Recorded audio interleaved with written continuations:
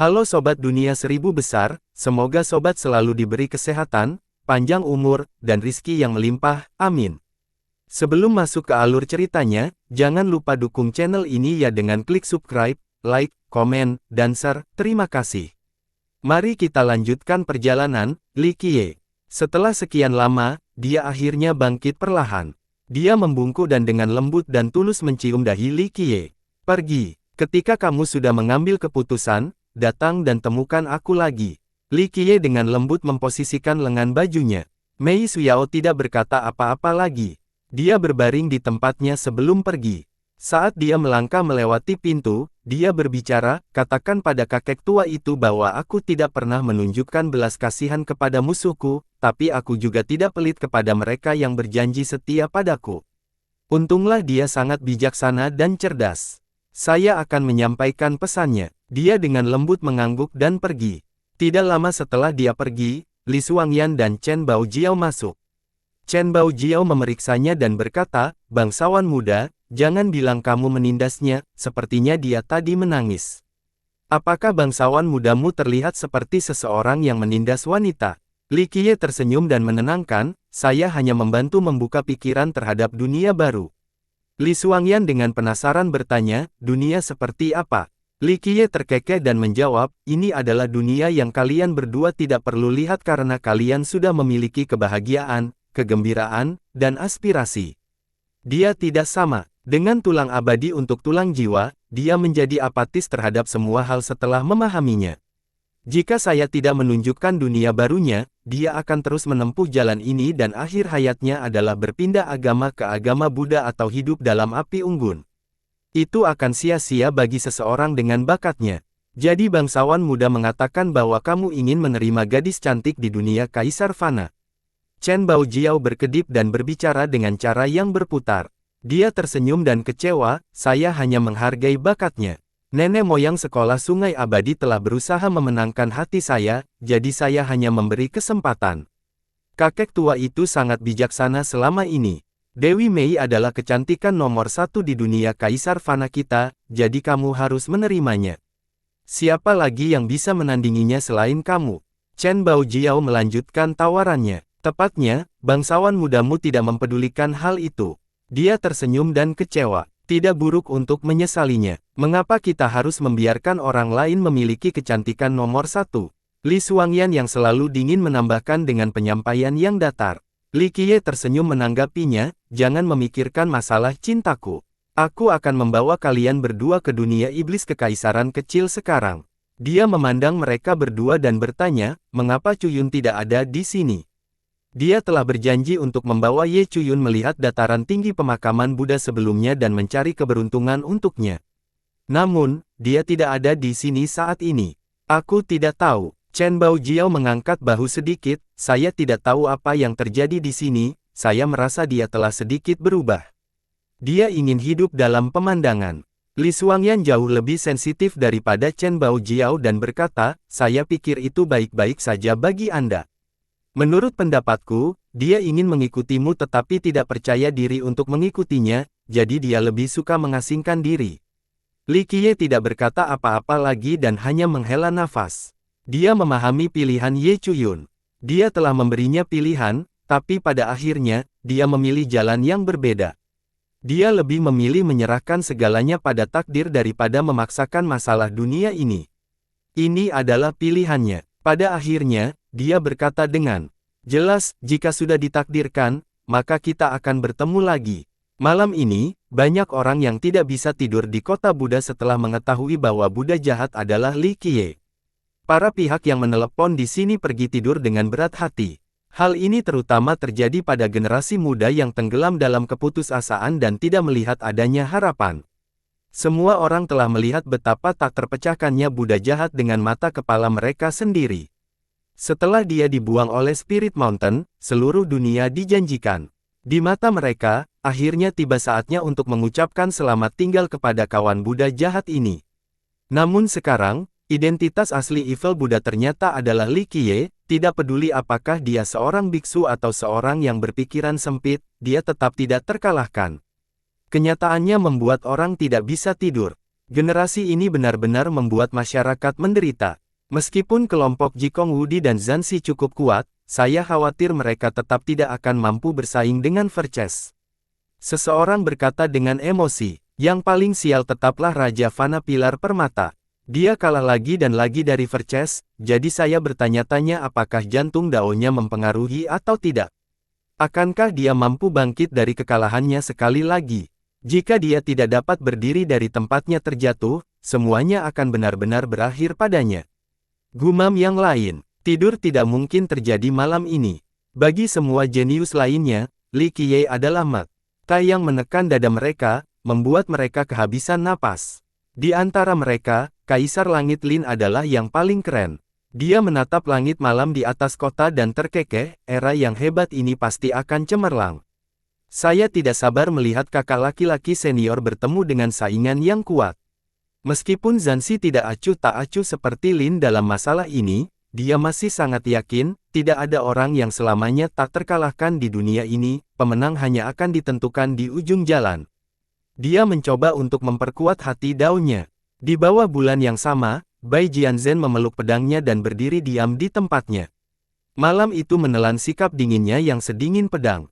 Berbeda dengan para jenius lainnya yang merupakan bintang cemerlang di sepanjang jalan menuju Grand Dao, Dao pedang Bai Jianzhen tidak memiliki emosi dan kejam. Ini adalah Grand Dao dari Tanah Suci Dewa Pedang mereka. Oleh karena itu, dia selalu melakukan perjalanan sendirian di jalur Grand Dao yang sunyi dan tak ada habisnya. Meskipun Tanah Suci telah mengirimkan leluhur untuk menjadi pelindung Daonya, dia menolak pengaturan ini karena dia merasa itu tidak akan banyak membantu Dao pedangnya. Setelah mencoba memahami Dao pedang gila, dia merasa telah mencapai ujung jalan ini. Pada saat itu, dia ingin memperluas landasan Daonya untuk menjadi kandidat kaisar kehendak surga. Namun, setelah bertarung melawan Evil Buddha, dia memiliki perspektif berbeda tentang Dao pedang, sesuatu yang sama sekali berbeda dari Dao pedang gila.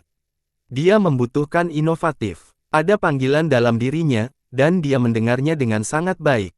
Teriakan keinginan akan Dao pedang. Dia dilahirkan untuk pedang dan dia akan mati demi pedang. Pedang Dao yang berbeda. Pada akhirnya, menekankannya menjadi tegas dan mendalam. Di sebuah kuil di dataran tinggi pemakaman Buddha, Raja Fana sedang berbaring di tempat tidur. Cederanya kali ini cukup serius. Namun, pendukung rahasianya benar-benar memiliki kemampuan yang menantang surga dan benar-benar menyembuhkan luka tersebut dalam waktu singkat. Kamu bukan tandingan Li Qiye. Seseorang sedang berdiri di samping tempat tidur raja. Dia tampak terselubung dalam kegelapan. Saya tahu, jadi saya harus meningkatkannya. Jika saya memiliki kecepatan dan kekuatan yang cukup, saya akan mampu mengalahkannya dan menyelesaikan kematian tanpa penguburan. Raja Fana penuh gigi. Dia memandang Li Qiye sebagai musuh bebuyutan dan bersumpah untuk tidak berbagi langit yang sama dengannya. Dia tidak akan menyerah sampai Li Qiye mati. Bahkan jika kecepatanmu meningkat, kamu belum tentu menjadi lawannya. Orang di samping tempat tidur berbicara dengan serius, saya masih belum bisa memahaminya, tapi satu hal yang pasti, latar belakangnya sungguh luar biasa, tidak sembarang orang bisa melatih orang seperti dia. Bahkan para God King dan keturunan-keturunan tidak akan mampu melakukannya. Saya tidak peduli siapa yang melatihnya, saya harus mengalahkannya. Mortal King sangat bertekad tanpa ada niat untuk menyerah. Sosok di samping tempat tidur menjawab, saya memilih Anda karena saya menghargai sumpah Anda untuk tidak pernah menyerah. Namun, aku telah menghabiskan banyak waktu untukmu. Jika kamu mati begitu saja tanpa alasan, maka semua usahaku akan sia-sia. Jika aku harus menjadi pengecut, sebaiknya biarkan aku mati. Di hadapan semua orang, Li mempermalukanku dan merenggut adik perempuanku. Ini merupakan pelanggaran yang tidak dapat dimaafkan. Bahkan jika aku mati, aku harus turun membawa bersamaku. Raja Fana berbicara dengan tegas. Sosok itu hanya bisa mengangkat bahu, jika kamu sangat ingin mati, aku mungkin tidak akan menyelamatkanmu. Ada terlalu banyak orang di dataran tinggi saat ini, termasuk beberapa makhluk kuat. Pedang 9 abadi dan yang mulia, keduanya tidak mudah untuk dipusingkan, dan saya tidak punya rencana untuk menunjukkan wajah saya sekarang. Mungkin kita bisa bergandengan tangan dengan Space Trample Mountain dan Jikong Wudi. Raja Fana menarik napas dalam-dalam dan menyarankan, sekte itu memiliki beberapa jenderal yang tak terkalahkan, dan guru, Anda juga tidak dapat disentuh. Jika kita menggabungkan kekuatan, satu Li Qiye saja tidak akan berarti apa-apa. Bahkan jika dia memiliki seseorang yang luar biasa sebagai pelindung daunnya, kita masih bisa membunuhnya. Sosok itu berpikir sejenak sebelum memberikan pemikirannya, saya akan mempertimbangkan pilihan ini dan pergi menemui Yang Mulia Ninesword. Namun, jika Anda ingin membalas dendam pada Li Qiye, Anda harus berlatih keras sekarang juga. Saya telah menyiapkan beberapa hal untuk situasi seperti ini agar Anda dapat meningkatkan kekuatan dalam waktu singkat. Ya, saya tidak akan mengecewakan Anda, Guru. Raja Fana memilih untuk bertahan dengan tekad bulat. Dia bersedia menjalani pelatihan yang lebih keras lagi jika itu berarti dia bisa mengalahkan Li Qiye. Amitabha, saat malam tiba, nyanyian Buddha bergema di seluruh dataran tinggi. Semua orang tiba-tiba terkejut dan berdiri. Saat mereka menatap ke dalam malam, mereka melihat sebuah kuil yang memancarkan cahaya Buddha yang tiada habisnya. Itu adalah kuil nihiliti di dunia iblis kekaisaran kecil. Kecemerlangan ini melonjak batas tanpa, seolah-olah ingin mencapai seluruh dunia yang lebih kecil. Cahaya yang menyilaukan membawa aura Buddha yang tiada taraf, itulah yang selama ini menekan dunia kecil. Pada saat yang sama, orang-orang mengetahui bahwa nyanyian sebelumnya tidak datang dari dataran tinggi atau gunung roh melainkan dari kuil nihiliti. Dunia iblis kerajaan kecil telah terbuka. Saat malam tiba, berita ini meledak hingga ke pelosok paling terpencil di dataran tinggi. Tidak jauh dari Spirit Mountain di mana cahaya bulan menyinari danau besar yang berkilauan, sekelompok besar orang sudah menunggu di daratan dengan mata berbaring di permukaan udara. Guyuran, terdengar suara seperti ikan mas yang melintasi gerbang naga.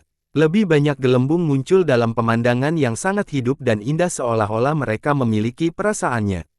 Sendiri, guyuran. Guyuran, guyuran, riak air ini perlahan melonjak dan membentuk gerbang Buddha besar dengan simbol di atasnya.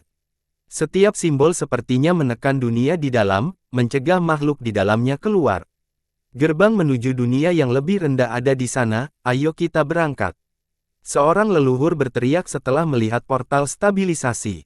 Dia membawa murid-muridnya ke dalam dan segera menghilang.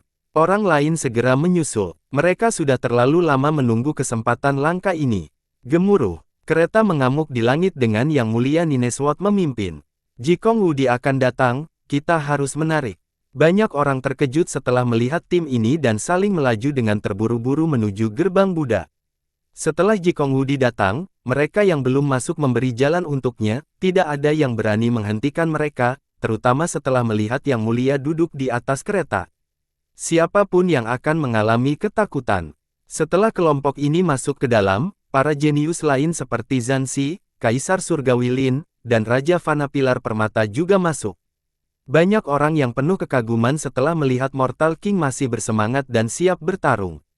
Menang ada yang kalah, Raja Fana memang dewa perang. Bagi para sahabat, kekalahan bukanlah hal yang menakutkan sama sekali. Yang menakutkan adalah tidak berani menghadapi kekalahan. Selama dia tidak pernah menerima kekalahan, dia akan mampu mencapai puncak. Seorang penggemar berbicara, para peserta yang berpengalaman, terutama yang lebih tua, tidak takut kalah. Itu adalah sesuatu yang pada akhirnya akan terjadi dalam kehidupan, bahkan bagi Kaisar Abadi. Buru-buru, rerumputan abadi dan harta karun di dunia yang lebih rendah sedang menunggu kita. Nenek-nenek lain berteriak dan memaksa masuk bersama juniornya. Bahkan setelah malam tiba, Li Qiye masih belum bergerak. Pada hari kedua, dia mengatakan kepada kelompok Li Xuangyan, "Nona-nona, bersiaplah, bersiaplah. Kita juga harus pergi ke dunia iblis kekaisaran kecil. Yang nobel, kreasi apa yang akan kamu berikan kepada kami kali ini?" Chen Baojiao tersenyum genit dengan penampilan manja. Dia sudah cukup cantik, jadi sikap malu-malu ini mengandung pesona tak terbendung yang mampu membuat jiwa bergoyang. Kalian tidak membutuhkan kreasi lagi. Li Qiye tersenyum dan puas, kami memiliki banyak harta karun, dan mengenai hukum prestasi, apa yang lebih baik dari fisik abadi Anda? Li Qiye benar. Setelah menghancurkan garis keturunan seperti Heavenhoof Raffin, mereka tidak kekurangan harta yang sama sekali. Lalu untuk alasan apa kamu membawa kami masuk? Chen Baojiao terus bergetar manis. Obat-obatan roh dan rumputan di dunia iblis bisa dikatakan yang terbaik di dunia. Itu murni dan ajaib, jadi aku berencana mencarikan yang cocok untuk kalian berdua. Li Qiye menjawab sambil melirik ke arah mereka, yang kurang dari kalian berdua saat ini adalah pengalaman. Ini memerlukan waktu dan pelatihan, namun penambahan beberapa ramuan dan ramuan akan cukup efektif. Pada saat yang sama, kalian berdua akan dapat melihat salah satu mistisisme dunia ini. Item apa yang ingin kamu bawa ke sana kali ini? Sikap dingin Li Xuangyan berbanding terbalik dengan pesona Chen Baojiao. Ternyata ada daya tarik yang berbeda. Untuk menyelesaikan beberapa keinginan lama serta bersaing dengan kuil nihility. Li Qiye terkekeh tanpa menjelaskan lebih lanjut. Namun, sebelum mereka sampai di jalan, ada pengunjung yang datang pagi-pagi sekali. Itu adalah Bai Jianzhen yang terkenal. Aku ingin berduel melawanmu. Dia dengan dingin mengucapkannya saat dia melihat Li Qiye. Duel. Li Qiye memandangnya. Meskipun dia masih sedingin pedang, ada perbedaan yang jelas. Dia memiliki sensasi alami yang tak terlukiskan padanya. Hanya ketika niat bertarungnya melonjak barulah dia benar-benar tanpa emosi. Pada detik ini, dia telah melangkah ke dalam dao pedang. Perjanjian di antara kita masih berlaku. Dengan pedang di pelukannya, dia menjadi pedang paling tajam di dunia ini. Perjanjian yang dia maksud adalah duel 3 pedang dari tempat pemakaman mayat surgawi. Li Qiye tersenyum dan kecewa, bahkan jika aku menginginkannya, apa yang akan kamu gunakan untuk melawanku? Aku tidak meremehkanmu, tapi mengecewakanmu sudah pasti. Bagaimana kamu tahu aku akan kalah tanpa bertarung? Dia meringis sementara kilatan tajam muncul. Cahaya pedang ini mampu memenggal kepala langit. Tidak perlu berdiskusi, aku sudah tahu. Li Qiye sambil tersenyum duduk santai, apa yang akan kamu gunakan? Pedang gilamu atau akankah kamu menggunakan takdirmu sebagai persembahan pada pedang? Aku tahu semua trik kecil dari tanah suci Dewa Pedang. Itu bukan urusanmu. Dia berkata perlahan, saya akan mati jika saya kalah, tetapi jika saya menang, saya hanya menginginkan pedang Buddha Anda. Pedang Buddha. Dia terkekeh, setelah mencapai level ini, Anda harus tahu bahwa pedang Buddha bukanlah tentang teknik pedang atau dao pedang. Itu bergantung pada inti pedang. Li Qiye menunjuk ke arah jantung. Saya membutuhkan petunjuk Anda. Dia berdiri di sana dengan dingin seperti pedang dewa yang terlepas dari sarungnya. Dia siap untuk memulai pertarungan terakhir dalam hidupnya. Aku tidak akan melawanmu karena tidak ada di dataran tinggi. Dia memandangnya dan berbicara, saya tidak berguna bagi orang mati. Dao pedang dan pedang gilamu tidak bisa mengalahkanku. Satu-satunya hal yang dapat Anda gunakan untuk bersaing adalah mengorbankan hidup dan nasib Anda demi pedang. Apalagi jika aku mengalahkanmu, satu-satunya yang tersisa hanyalah mayatmu, dan aku bukan seorang nekrofilia. Dia berdiri di sana dengan tenang. Bukan karena dia kurang percaya diri, tapi kenyataannya pedang gila itu bukan tandingannya. Seperti yang dia katakan, dia hanya memiliki satu kartu yang mampu mengalahkannya. Kamu telah memahami inti dari pedang Dao. Dia melanjutkan, namun, apa yang Anda peroleh hanyalah sebagian kecil dari esensi ini. Untuk fokus pada satu Dao dan mencapai batasnya saya tidak mengatakan bahwa ini adalah sebuah cacat karena ini adalah jenis pukulan, sebuah jalan menuju Grand Dao. Pada akhirnya, semua akan kembali ke awal. Sama seperti Kaisar Abadi Yeti, dia masih berhasil menjadi seorang kaisar pada akhirnya. Oleh karena itu, dia dengan lembut menggelengkan kepalanya, namun, pedang Dao Tanah Sucimu terlalu ekstrim. Misalnya, Yeti membuktikan Dao-nya dengan membunuh. Meskipun semua Dao yang berbeda pada akhirnya dapat digunakan untuk mencapai tahta, menggunakan pembunuhan untuk membuktikan Dao seseorang, dan kamu dengan keadaan gilamu, ini adalah jalan miring. Saya tidak ingin berbicara tentang Kaisar Abadi Yeti dengan penilaian negatif seperti itu. Satu-satunya hal yang bisa saya katakan adalah bahwa jalan Anda terkadang menentukan hasil Anda. Apakah Anda tahu hasil dari Kaisar Abadi Yeti? Dia memandang dan bertanya, apa hasilnya? Matanya menjadi serius. Dia telah mendengar sedikit tentang legenda leluhur mereka, tetapi tidak ada cara untuk memverifikasinya. Jika Anda memiliki kesempatan di masa depan, Anda akan mengetahuinya. Dia berkata dengan malu-malu, pedang Buddha dan pedang gila, keduanya adalah bagian berbeda dari pedang Dao, dan Anda dapat mengikutinya sampai akhir. Saat ini, Anda ingin mendapatkan pedang Buddha, tapi bagaimana setelahnya? Menurutmu apa yang terjadi setelah pedang Buddha? Dia berpikir dengan tenang sambil melihat ke arah Li Qiye dan tidak bisa langsung memberikan jawaban. Saya dapat membimbing Anda sehingga Anda dapat memahami arti sebenarnya. Dari pedang Buddha, aku bahkan bisa menunjukkan kepadamu jalan setelah pedang Buddha. Dia perlahan menawarkan, namun, tidak ada makan siang gratis di dunia ini. Dia akhirnya bertanya kepadanya dengan nada yang dalam, apa yang kamu inginkan? Dia terkekeh sebagai jawaban, tinggallah dan aku akan memberi rumah. Di masa depan, kamu pasti akan menjadi dewa pedang sejati yang mampu membunuh dewa di atas dan melambangkan iblis di bawah. Setelah beberapa saat, dia menjawab, kamu sudah memiliki petugas pedang. Kamu salah. Li Qiye tersenyum dan tersenyum, kamu berbeda dari Suangyan. Dia adalah pelayan pribadiku, aku tidak ingin kamu mengurus keseharianku. Yang kuinginkan adalah seorang jenderal. Dia melanjutkan dengan berkata sambil memperhatikan, saya menghargai dedikasi keras kepala Anda terhadap Dao Pedang. Keras kepala ini adalah pertarungan terpenting untuk mencapai puncak pedang. Namun, yang lebih saya sukai adalah Anda sendiri adalah pedang yang dapat saya pegang di tangan saya, tajam dan berbahaya hingga menjadi kejam. Kemanapun saya menunjuk akan dipotong oleh Anda. Dia memikirkan waktu yang lama. Bagaimanapun, ini adalah pilihan penting dalam hidup. Ikuti aku dan aku akan memberi lebih dari sekedar Dao Pedang. Dia dengan ringan menambahkan, saya bisa memberi Anda lebih banyak lagi, seperti membawa Anda ke tempat-tempat yang pernah dikunjungi Kaisar Abadi Yeti. Saya bisa memberi tahu Anda hasilnya juga. Setelah hening lama, dia akhirnya berbicara dengan sungguh-sungguh, oke, saya setuju. Dengan itu, dia tanpa ragu bersumpah dengan nasib aslinya. Dia memang orang yang tegas.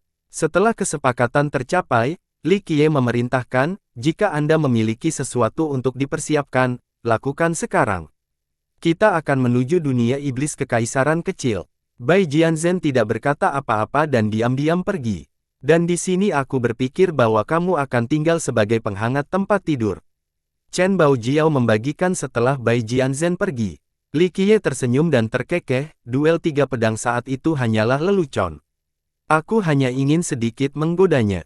Ditambah lagi, siapa yang lebih cocok menjadi penghangat tempat tidurku selain kalian berdua?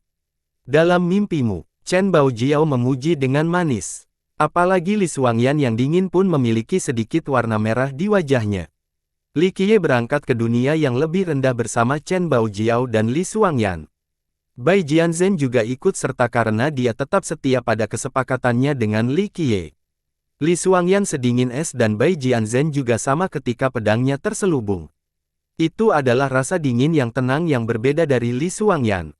Keduanya berjalan bersama memiliki gaya yang sama sekali berbeda. Itu adalah pemandangan yang sangat indah. Saya bersedia pergi bersama Yang Nobel. Orang lain datang saat mereka sedang dalam perjalanan. Mei Suyaolah yang mengenakan gaun putih terang.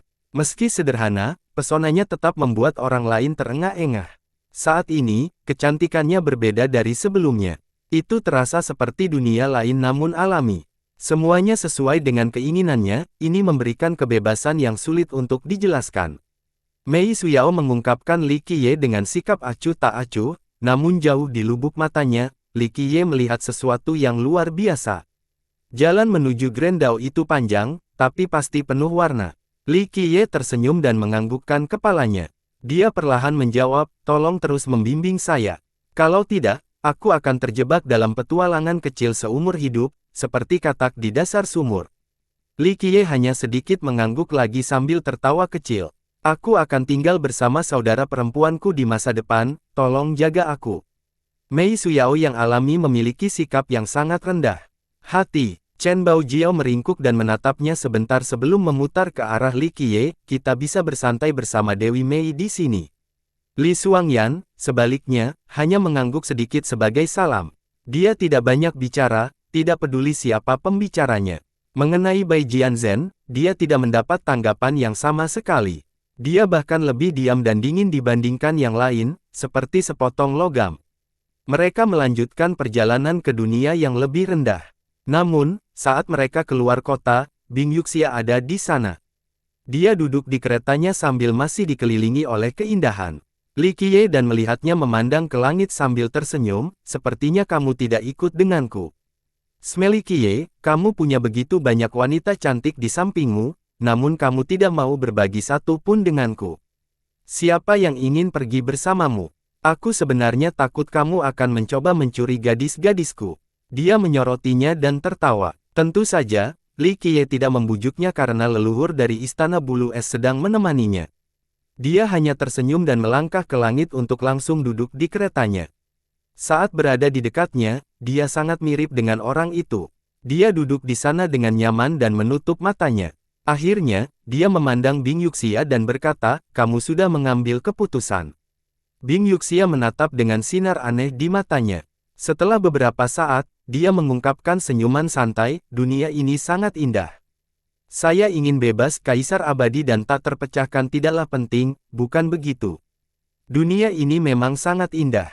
Setiap orang mempunyai cita-citanya masing-masing.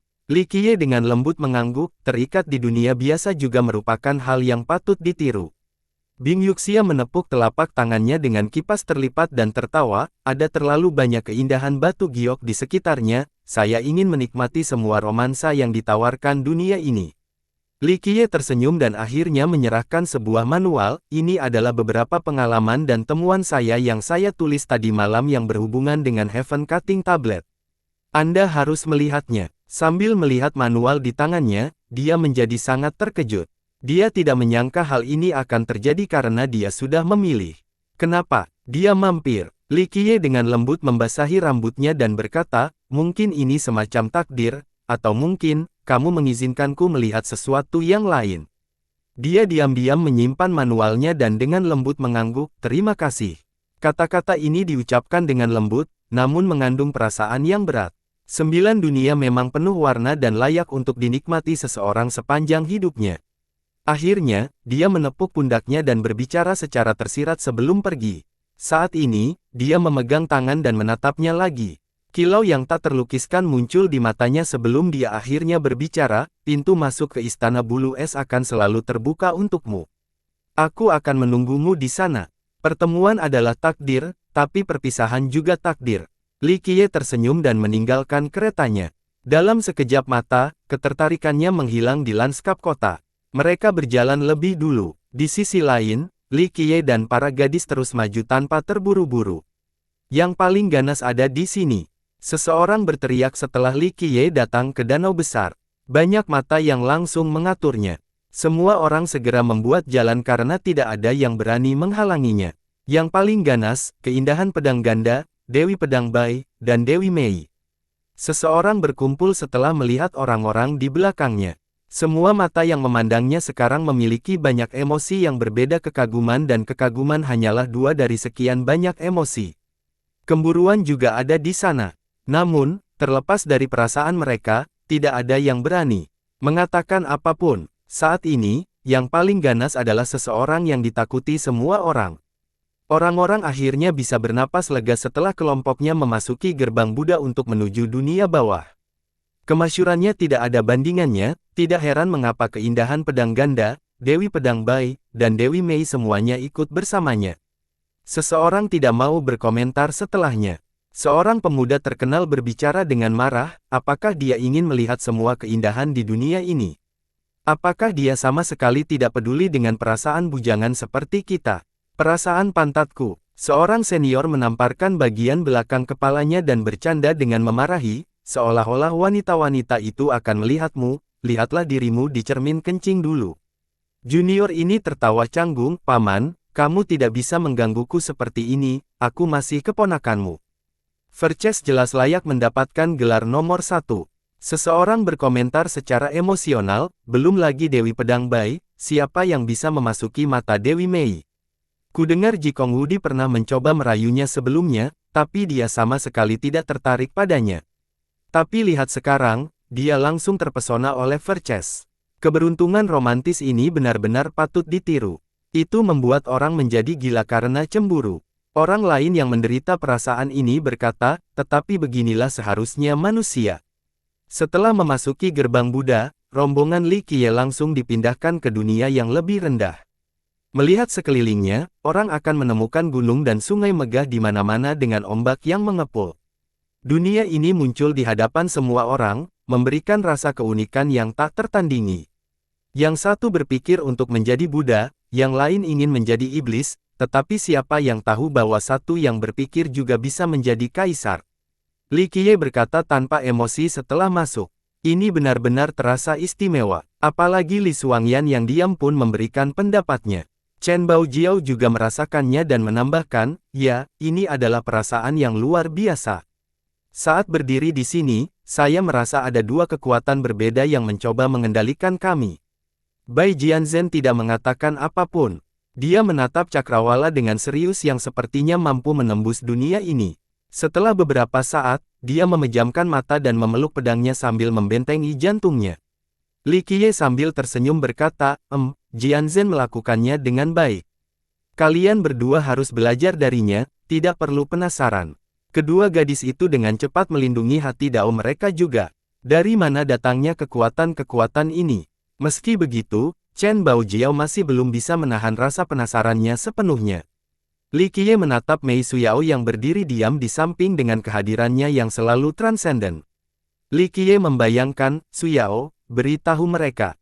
Dibandingkan dengan Li Xuangyan dan Chen Baojiao, Mei Suyao jauh lebih berpengetahuan. Bagaimanapun, dia berasal dari sekte dengan 3 kaisar. Dia tidak punya niat untuk menyombongkan diri dan hanya menyatakan, kami berdiri di perbatasan antara perbatasan kekaisaran dan dunia iblis.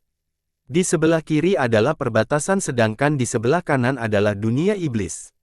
Jadi saat kita berdiri di tempat ini, kita bisa merasakan dua kekuatan berbeda di sekitar kita. Jika kita masuk ke dunia iblis, kita akan merasakan energi jahat. Jika kita melangkah ke perbatasan kekaisaran, kita akan merasakan momentum pemerintahan. Dunia iblis dan perbatasan. Chen Baojiao cukup ingin tahu, apakah maksudmu ada perpecahan di dunia yang lebih kecil? Benar, ada kekuatan yang berbeda di sini. Terlebih lagi, kedua negeri ini memiliki kesenangan masing-masing. Li Qiye tersenyum. Iblis dan pasukan pemerintahan. Li Xuangyan juga bertanya. Li Qiye memimpin dan memerintahkan, kami akan berangkat. Suyao, jelaskan dunia yang lebih rendah kepada mereka. Mei Suyao mengangguk sedikit dan berbicara, beberapa orang menyebut mereka seperti itu, tapi apakah mereka pasukan kekuasaan atau iblis bukanlah sesuatu yang bisa kita nilai. Sesuai namanya, tempat ini adalah dunia yang lebih kecil. Dataran ini cukup luas namun jauh lebih kecil dibandingkan dataran tinggi pemakaman Buddha. Seluruh tempat ini menyerupai simbol Tai Chi raksasa, kiri adalah kekuasaan dan kanan adalah iblis. Kedua belah pihak akan melakukan apa yang mereka inginkan dan tidak akan saling mengganggu. Jadi ini seperti dunia luar, dunia dengan makhluk hidup dan makhluk hidup. Kata Chen Baojiao, ini lebih seperti gunung roh. Bai Jianzhen sebenarnya menyela. Mei Suyao berbicara, Nona Bai benar. Ada makhluk hidup di sini, tetapi mereka berbeda dari kita. Mereka memiliki kehidupan yang kekal, atau lebih jauh lagi, kehidupan kekal mereka lebih unggul daripada para biksu di Gunung Roh. Tidak ada daging, tidak ada kehidupan. Bai Jianzhen dengan dingin berkomentar. Saat ini, menguncinya pada posisi tertentu. Saat ini, sebatang pohon menyerupai jembatan tumbuh di depan tebing. Ada buah yang tergantung di sana yang tampak seperti lentera.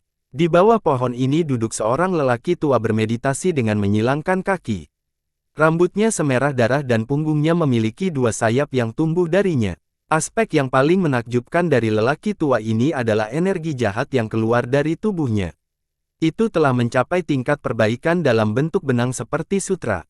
Warnanya hijau, jadi pada pandangan pertama, dia tampak memiliki banyak rambut hijau yang tumbuh darinya. Sedikit cahaya jahat terpancar dari matanya, memberikan kesan bahwa dia adalah iblis yang bersiap keluar dari neraka. Tubuhnya tidak memiliki energi darah dan energi segarnya telah mengering. Namun, dia masih hidup dan sangat kuat. Situasinya sangat mirip dengan para biksu suci di 18 kuil Gunung Roh. Satu-satunya perbedaan adalah para biksu itu memancarkan cahaya Buddha sementara lelaki tua ini memancarkan energi jahat. Semua gadis memasuki kondisi siap bertempur setelah melihat iblis tua ini, siap bertarung kapan saja. Li Qiye dengan lembut menenangkan, mereka tidak tertarik pada kita. Baik tentara kerajaan maupun Raja Iblis tidak peduli terhadap orang luar. Kalau kita tidak memprovokasi mereka, mereka tidak akan mengganggu kita sama sekali. Oleh karena itu, dia dengan bebas berjalan mengelilingi lelaki tua itu. Gadis-gadis itu mengikuti tepat di belakangnya. Seperti yang dia katakan, lelaki tua itu terus duduk di sana dan tidak peduli dengan rombongan yang lewat. Chen Baojiao bertanya setelah mereka melewatinya sambil melihat buah mirip lentera yang tumbuh di pohon tua, apakah dia melindungi buah itu? Ya, buah Redsun yang sudah usang, cukup langka. Li Qiye dengan lembut mengangguk. Kelompok itu melanjutkan perjalanan dan melakukan perjalanan melalui sungai dan bukit. Ketika mereka semakin jauh dari perbatasan, mereka merasakan energi jahat semakin kuat, seolah ingin menghantui tubuh mereka. Untungnya, mereka tetap tidak terpengaruh karena dao hati mereka yang kuat. Jika energi jahat memasuki tubuh kita, apakah kita akan berubah menjadi iblis? Li Xuangyan yang dingin bertanya setelah merasakan energi yang tersisa. Mei Suyao sedikit menenangkan, meskipun tempat ini sama dengan dataran tinggi pemakaman Buddha, ini berbeda dalam artian bahkan jika energi ini masuk ke dalam tubuh, seseorang tidak akan berubah menjadi iblis. Jika seseorang memiliki hati dao yang bimbang, energinya hanya akan membuat iblis batiniah lebih kuat. Apa hubungan tempat ini dan dataran tinggi? Apakah sebenarnya ada izin? Mengapa para biksu di dataran tinggi berubah begitu banyak setelahnya? Tidak ada tubuh, tidak ada energi darah, dan bisa hidup selamanya. Chen Baojiao bertanya dengan rasa ingin tahu. Bahkan Mei Suyao yang berpengetahuan pun kesulitan menjawab pertanyaan ini. Dia malah melirik ke arah Li Qiye. Dia tersenyum menanggapi, keduanya berhubungan namun tidak berhubungan. Sebenarnya, Anda tidak perlu mengetahuinya sekarang karena Anda belum mencapai level itu. Kelompok itu terus berjalan dan melihat banyak setan di sepanjang jalan. Faktanya, menyebut hal-hal ini sebagai setan tidaklah tepat, lebih cenderung menyebut mereka sebagai kegelapan. Semua kegelapan ini memiliki umur yang lemah dan tidak memiliki energi darah, namun mereka terus hidup. Jumlah yang gelap meningkat sepanjang perjalanan. Salah satunya adalah seekor ular besar dengan sisik baja.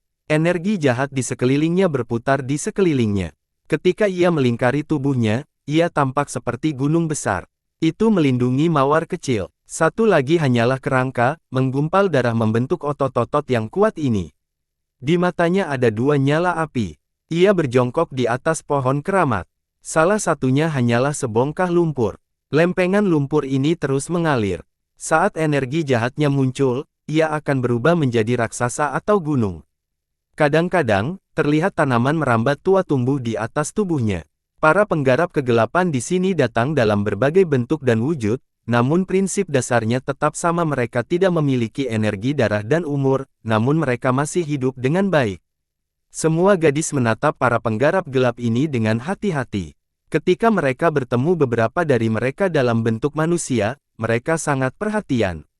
Namun, bahkan orang yang paling banyak membaca di antara mereka, Mei Suyao, tidak dapat membedakan era atau sekte mana mereka berasal berdasarkan penampilan dan pakaian mereka. Mereka semua mengenakan pakaian kuno yang sulit dikenal.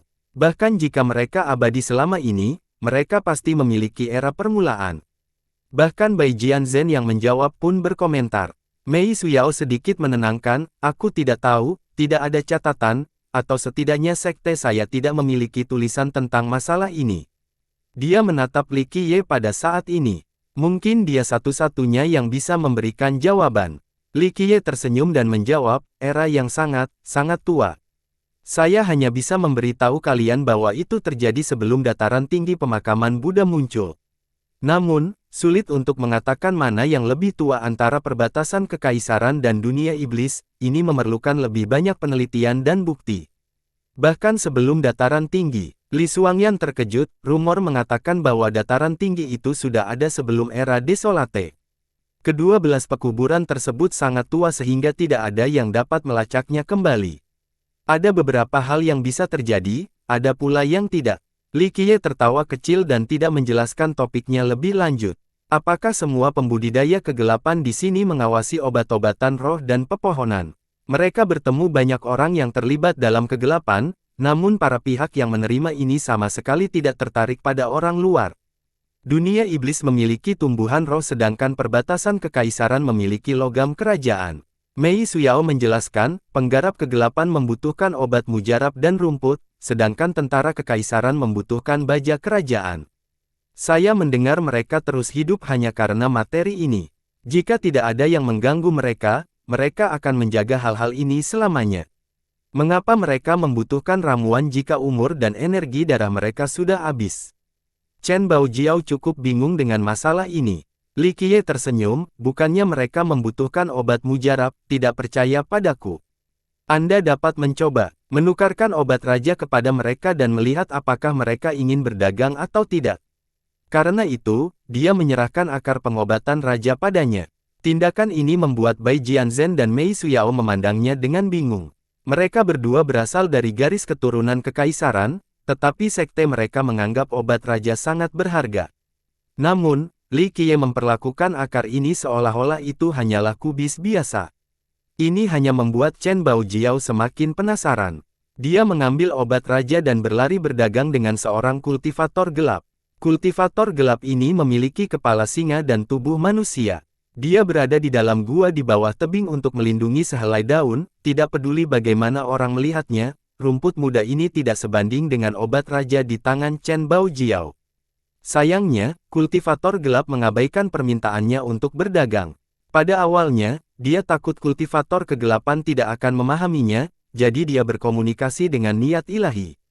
Terlepas dari tempat dan zamannya, menggunakan niat ilahi adalah bentuk komunikasi paling langsung, siapapun dapat memahaminya. Namun demikian, kultivator gelap mengabaikannya begitu saja.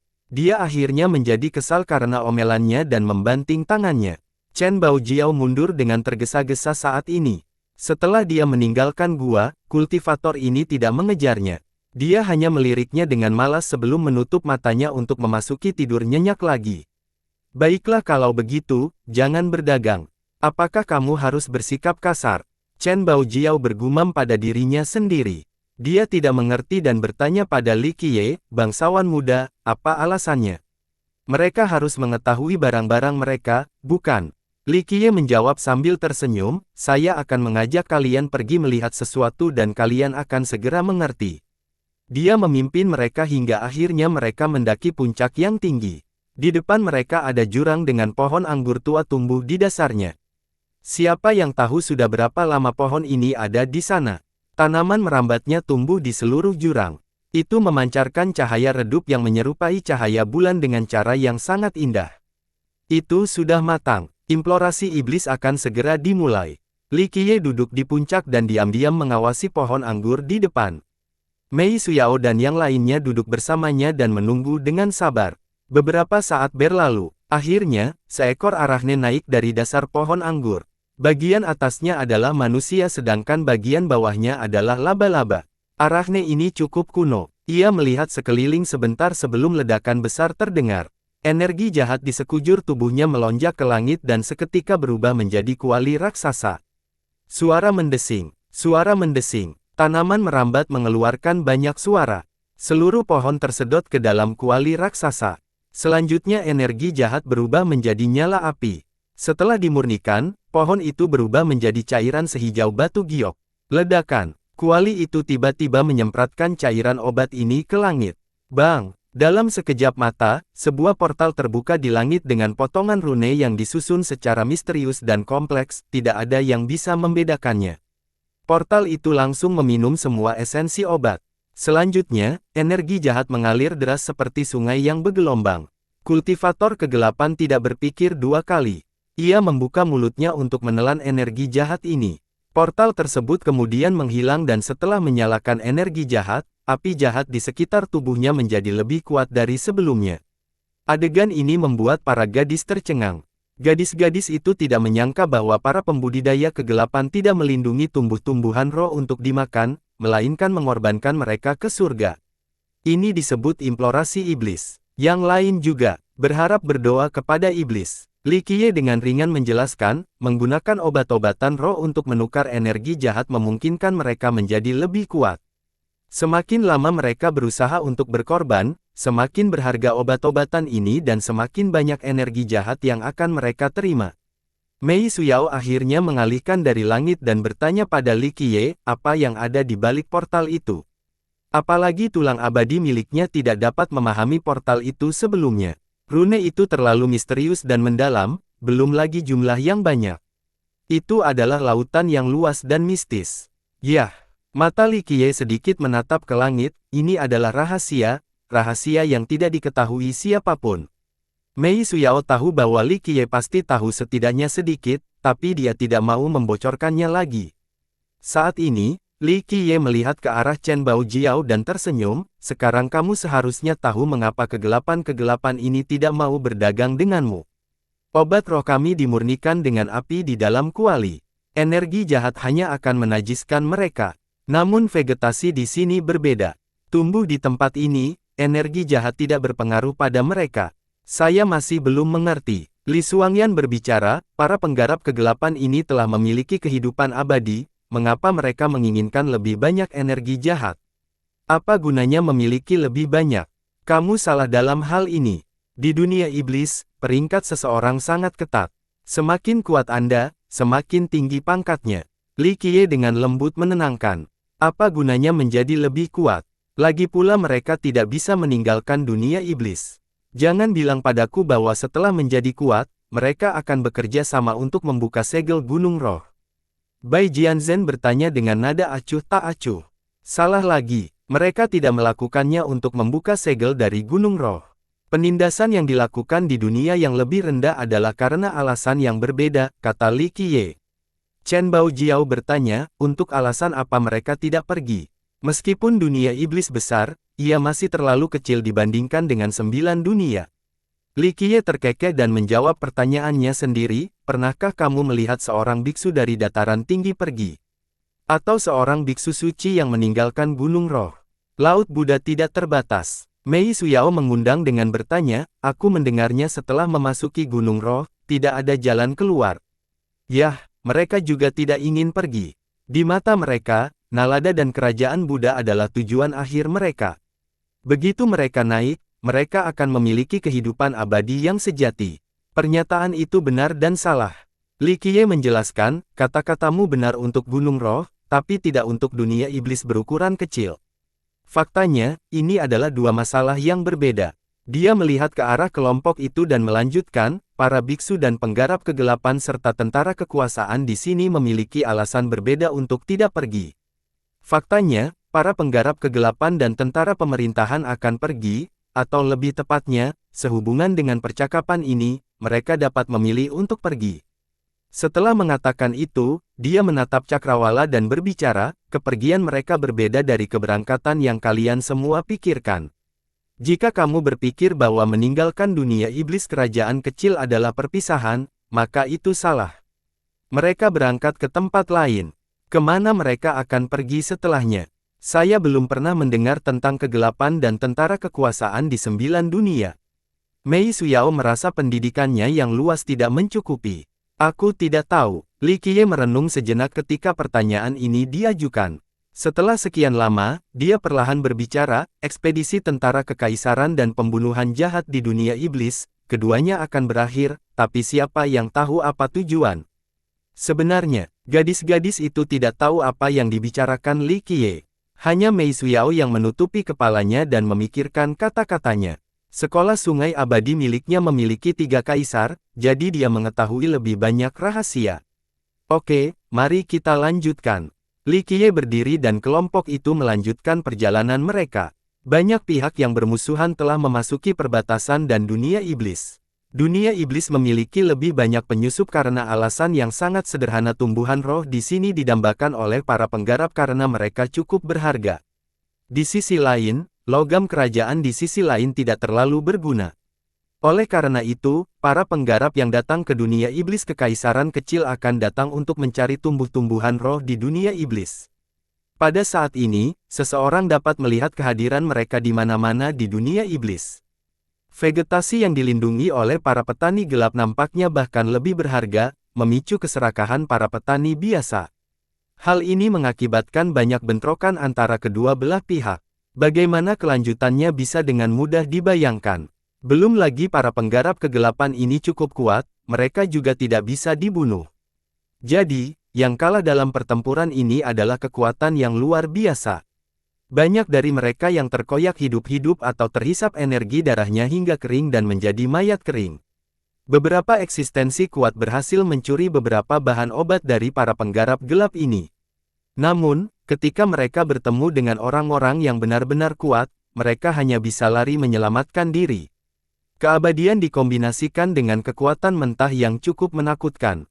Pada akhirnya, sebagian besar petani tidak bisa mengalahkan yang gelap dan harus mencari rumput tanpa pemilik. Tidak ada kekurangan tumbuh-tumbuhan roh di dunia iblis. Sayangnya, semua yang lebih berharga sudah memiliki pemiliknya. Sepanjang perjalanan, kelompok Likie juga melihat banyak tanaman dan bunga berharga. Ketika mereka melewati lembah yang gelap, ada pohon emas yang tumbuh di tempat ini. Buah yang menyerupai bulan bundar tergantung di pohon ini, memancarkan sinar redup. Pohon bulan suci, bahkan Mei Suyao pun tersentuh oleh pohon emas ini. Itu hanya ada dalam catatan. Sangat sedikit orang yang pernah melihatnya secara langsung. Saat ini, banyak ahli ditemukan berdiri tepat di luar lembah, tetapi tidak ada yang berani masuk. Ini karena sekelompok besar orang telah meninggal. Pintu masuk lembah dipenuhi mayat dan darah mengalir dengan tenang. Seorang lelaki tua sedang bermeditasi di bawah pohon emas. Energi jahat melayang di sekelilingnya, sehingga tidak ada yang bisa melihat wajahnya. Pedang suci tergeletak di atas lututnya dan bisa terhunus kapan saja. Yang paling ganas ada di sini. Banyak orang memberi jalan bagi kelompoknya. Beberapa sebenarnya berharap dia melakukan sesuatu setelah melihat kedatangannya. Seseorang berbisik, jika Verces menyerang bersama para wanita, mungkin mereka bisa mendapatkannya. Likie berdiri di pintu masuk dan menggelengkan kepalanya untuk berkata, itu memang barang bagus, tapi barang bagus hanya bagus jika seseorang tetap hidup untuk menikmatinya. Bahkan jika God King datang ke sini, mereka tidak akan mampu menerobos. Karena itu, dia berbalik dan pergi. Yang lain kecewa melihat dia tidak mau mengambil tindakan. Tentu saja, mereka tidak berani mengejeknya dan segera pergi setelah mendengar komentar tersebut. Itu adalah pohon dewa dalam legenda. Bahkan Bai Jianzhen pun kagum. Itu memang pohon dewa. Likie meliriknya dan terkekeh, tetapi pohon itu tidak terlalu berguna bagimu. Bisakah bangsawan muda menerimanya? Chen Baojiao harus bertanya. Di matanya, tidak ada yang tidak bisa dilakukan oleh bangsawan muda yang maha kuasa. Mengambilnya tidak sulit. Li Kie melirik kembali ke arah pohon dewa dan berkata, tetapi segalanya adalah masalah takdir dan keberuntungan. Terkadang, seseorang tidak boleh terlalu serakah. Li Kie tidak berhenti di sini dan melanjutkan perjalanannya. Mereka melihat tanaman yang lebih berharga di sepanjang jalan dan bahkan rumput abadi yang setingkat dengan pohon bulan suci. Namun, Li Kie tidak terlalu memikirkannya dan terus melanjutkan. Akhirnya, mereka sampai di sebuah bukit tandus. Itu sunyi, tanpa manusia dan tumbuh-tumbuhan. Li Kie melihat sekeliling sebelum berdiri tegak. Li Kie tersenyum dan berkata pada gadis-gadis itu, mundur sedikit, aku ingin bertransformasi. Rombongan dengan cepat mundur dan menjaga jarak yang cukup jauh. Dia kemudian membuka pikirannya dan menginjak tanah sambil berteriak, buka. Zes, dengan itu, bumi seakan retak. Garis rahasia muncul dan terjalin membentuk formasi besar. Pada titik ini, dia dengan cepat berubah menjadi orang lain. Pola rahasia di tanah terjalin ke dalam tubuh dan menjadi jubah iblis sementara hati daunnya berubah menjadi hati iblis. Ledakan, energi jahat mengutuk langit bersama dengan gumpalan api iblis. Bulu-bulu ini menyatu dan berubah menjadi semacam sayap raksasa di punggungnya. Saat Li Kie berubah menjadi iblis, bahkan keberadaan kuat seperti gadis-gadis itu sedikit gemetar di dalam. Mereka merasakan tekanan yang menyebabkan mereka terdorong untuk terjatuh. Li Kie berdiri di sana seperti raja iblis tertinggi yang mampu mengendalikan seluruh kerabatnya di dunia ini dengan cara yang tak terhentikan. Siapapun akan kehilangan akal sehatnya karena takut setelah melihatnya. Ini merupakan transformasi yang mengejutkan, tidak ada seorang pun yang bisa menghubungkan titik-titik antara wujud yang dilalap api iblis ini dan dirinya yang sebelumnya. Matanya sangat menakutkan. Mereka memecahkan dunia dan memperparah jiwa orang lain. Bahkan Bai Jianzhen terkejut melihat wujud barunya dan melihatnya, apa itu? Dia bisa merasakan kehebatannya. Meski tidak bersumpah saat dia menjadi Buddha, kekuatannya masih sangat besar. Yang satu berpikir untuk menjadi Buddha, yang lain berpikir untuk menjadi iblis. Li Qiye perlahan berbicara sambil memandang seluruh dunia dengan jijik, inilah aku, Raja Iblis Pelepasan Surga, yang tertinggi di dunia iblis. Apakah ini gelar yang kamu pilih sendiri? Chen Baojiao dengan penasaran menatap wujud barunya. Tidak, Li Qiye dengan lembut menenangkan kepalanya sambil membawa kesan berwibawa. Gerakan paling sederhana darinya bisa menyebabkan banyak sekali iblis berlutut. Dia menjelaskan, ini adalah keberadaan yang berbeda, saya hanya meminjam gelarnya. Surga melepaskan Raja Iblis, ditinggalkan oleh surga, gumam Li Xuangyan. Ya, bahkan ditinggalkan oleh langit yang tinggi, tapi terus kenapa? Li Qiye tertawa saat api jahatnya mengancam langit. Dia mengangkat telapak tangan ke atas dan menyatakan, langit yang tinggi hanyalah sebuah celaka. Dia cukup mendominasi dalam kehadiran iblisnya. Li Qiye telah menjadi Heaven Relinquished dengan karisma yang tak terkatakan. Meskipun Raja Iblis cukup menakutkan, mereka juga memiliki godaan yang berakibat fatal terhadap pesonanya. Meminjam saja tidak cukup untuk menjadi iblis. Mei Suyao tergerak, jika hati tidak memiliki kejahatan, bagaimana seseorang bisa menguasai dunia dengan menjadi iblis? Dia mengacu pada fakta bahwa meminjam wujud seseorang saja tidak cukup untuk mencapai level ini. Jika dia tidak memiliki hati iblis, bagaimana api jahat bisa melanggengkan langit saat ini? Bagaimana dia bisa menguasai dunia sebagai iblis? Tempat ini adalah dunia iblis di mana satu pikiran dapat mengubah seseorang menjadi iblis. Li Qiye mendengus. Dalam wujudnya saat ini, bahkan senyumannya membawa aura aneh yang jahat namun anggun. Sama seperti Buddha jahat, ekspresi Bai Jianzhen berubah. Li Qiye telah berubah menjadi Buddha jahat dan sekarang menjadi Raja Iblis.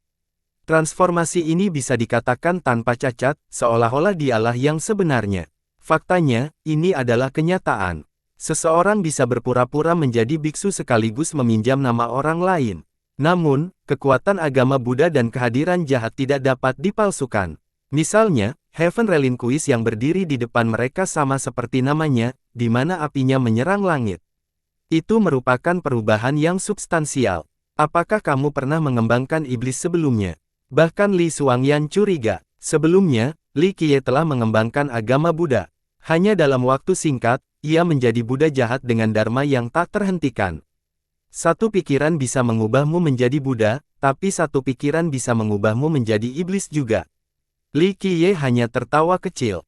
Dia tentu saja tidak akan mengungkapkan rahasianya dalam hal ini. Ada suatu masa ketika dia biasa tinggal di dunia kecil ini untuk waktu yang lama. Dia menjadi Raja Iblis yang tak terkalahkan di sini, dan sebelum dia pergi, dia menyegel energi jahatnya jauh di bawah tanah di lokasi ini. Kali ini, dia menjadi iblis sekali lagi. Namun, dia tidak menggunakan nama masa lalunya melainkan nama dari Raja Iblis yang berbeda. Ada alasan untuk pilihan ini. Di mana tandunya? Dia diperintahkan sebagai Raja Iblis yang tak tersentuh. Li Xuangyan dan Chen Baojiao telah menyiapkan semua barang yang diperlukan. Mereka mengeluarkan tandu untuknya. Li Qiye duduk di kereta dan memerintahkan, angkat, ayo berangkat. Ingat, jangan bertanya atau mengatakan apapun. Semuanya terserah saya. Kelompok tersebut bertindak sebagai pengusungnya. Bahkan Dewi seperti Mei Suyao hanya bisa melakukan tugas remeh ini. Namun, dia sama sekali tidak ragu membawa tandu itu. Ekspresinya tetap riang dan natural karena dia tidak peduli dengan status. Jika ada yang melihat ini, mereka akan ketakutan. Li Xuangyan dan Chen Baojiao adalah satu hal, tapi Bai Jianzhen adalah Dewi Pedang saat ini dan Mei Suyao bahkan lebih mulia.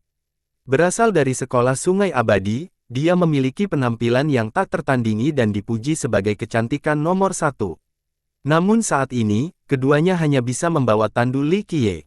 Li Qiye duduk di atasnya dan memejamkan mata untuk beristirahat, seperti seorang raja yang memandang rendah dunia.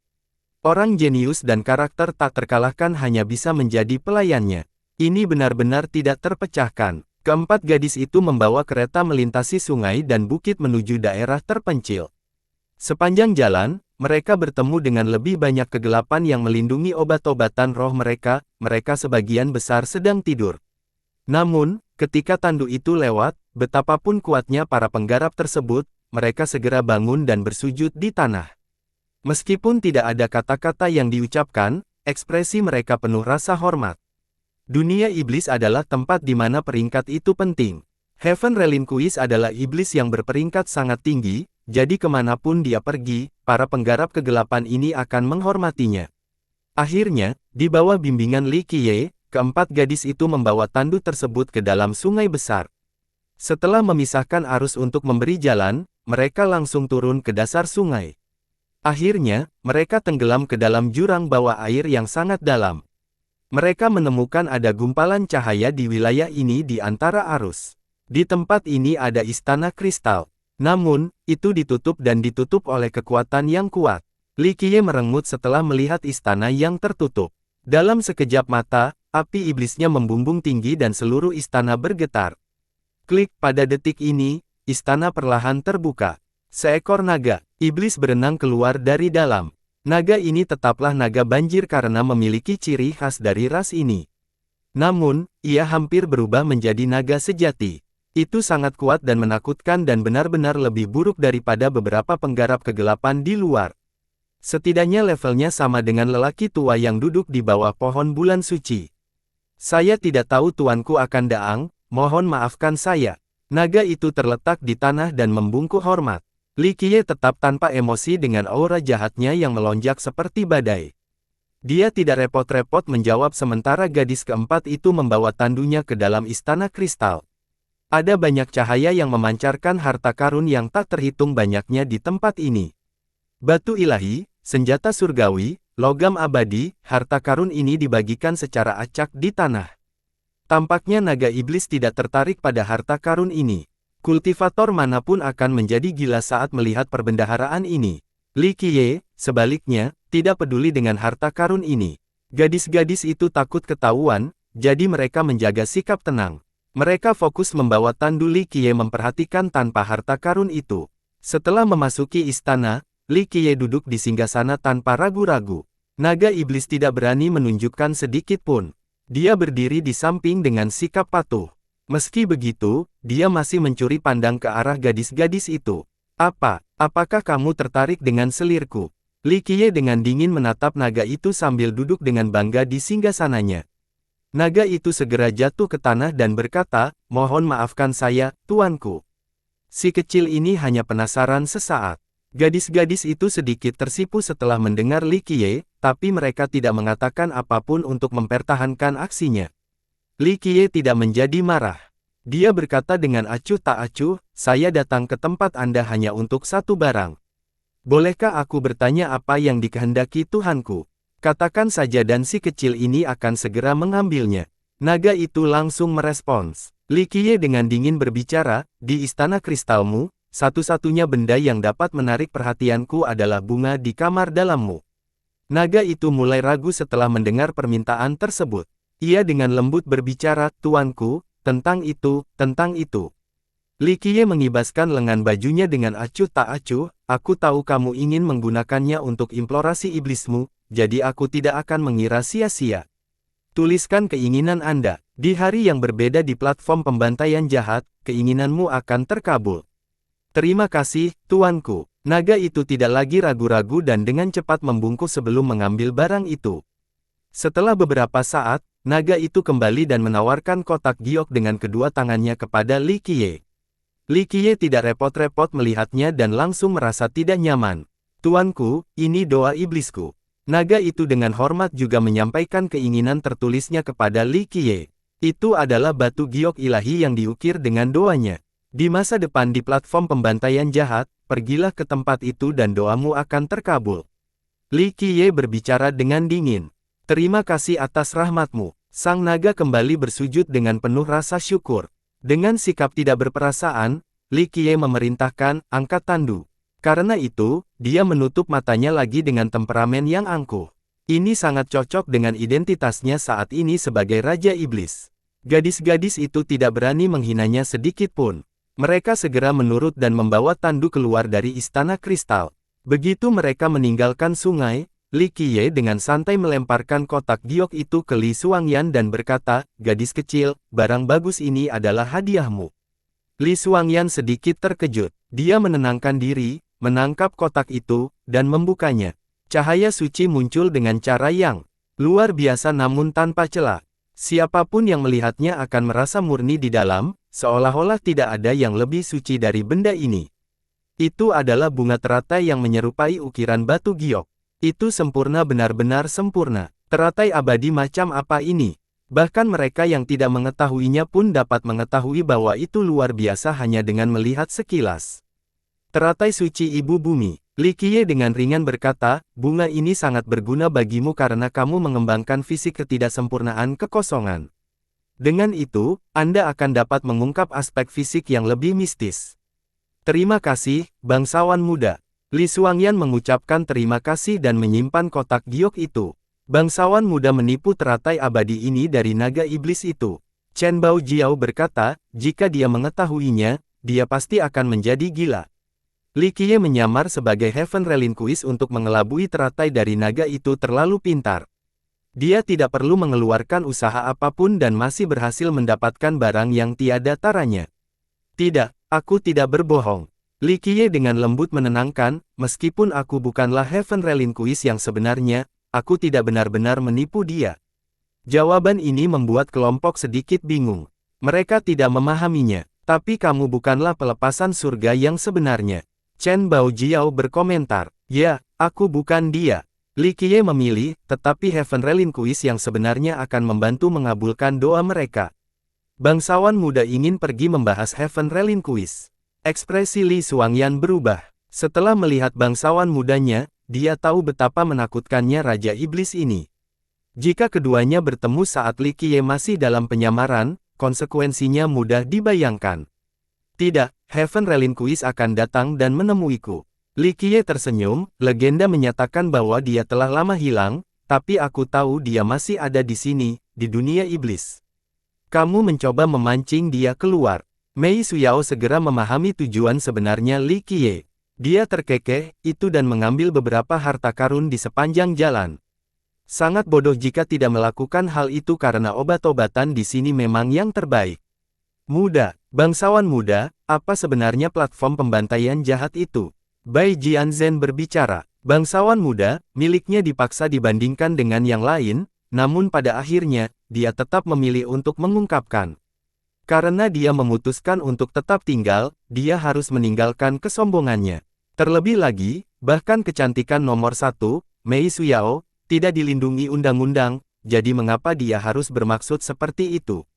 Dalam hal latar belakang, bakat, dan kreasi, Mei Suyao berada di atasnya. Platform pembunuhan jahat. Li Qiye melirik ke kejauhan dan akhirnya tiba di sana. Ini adalah lokasi yang sangat menarik. Jangan khawatir, setelah mengurus beberapa hal, saya akan mengantar kalian ke sana. Oleh karena itu, dia mengalihkan dan memerintahkan, lanjutkan, Heaven Relinquist akan segera muncul. Rombongan melanjutkan perjalanan dengan tandu.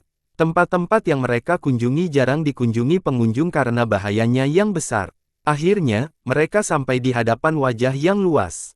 Langit di sini hancur di beberapa tempat. Sangat mudah untuk melihat bahwa perang besar terjadi di sini. Setelah melintasi ruang yang hancur ini, mereka menemukan sebuah gunung besar dengan hutan bambu di puncaknya.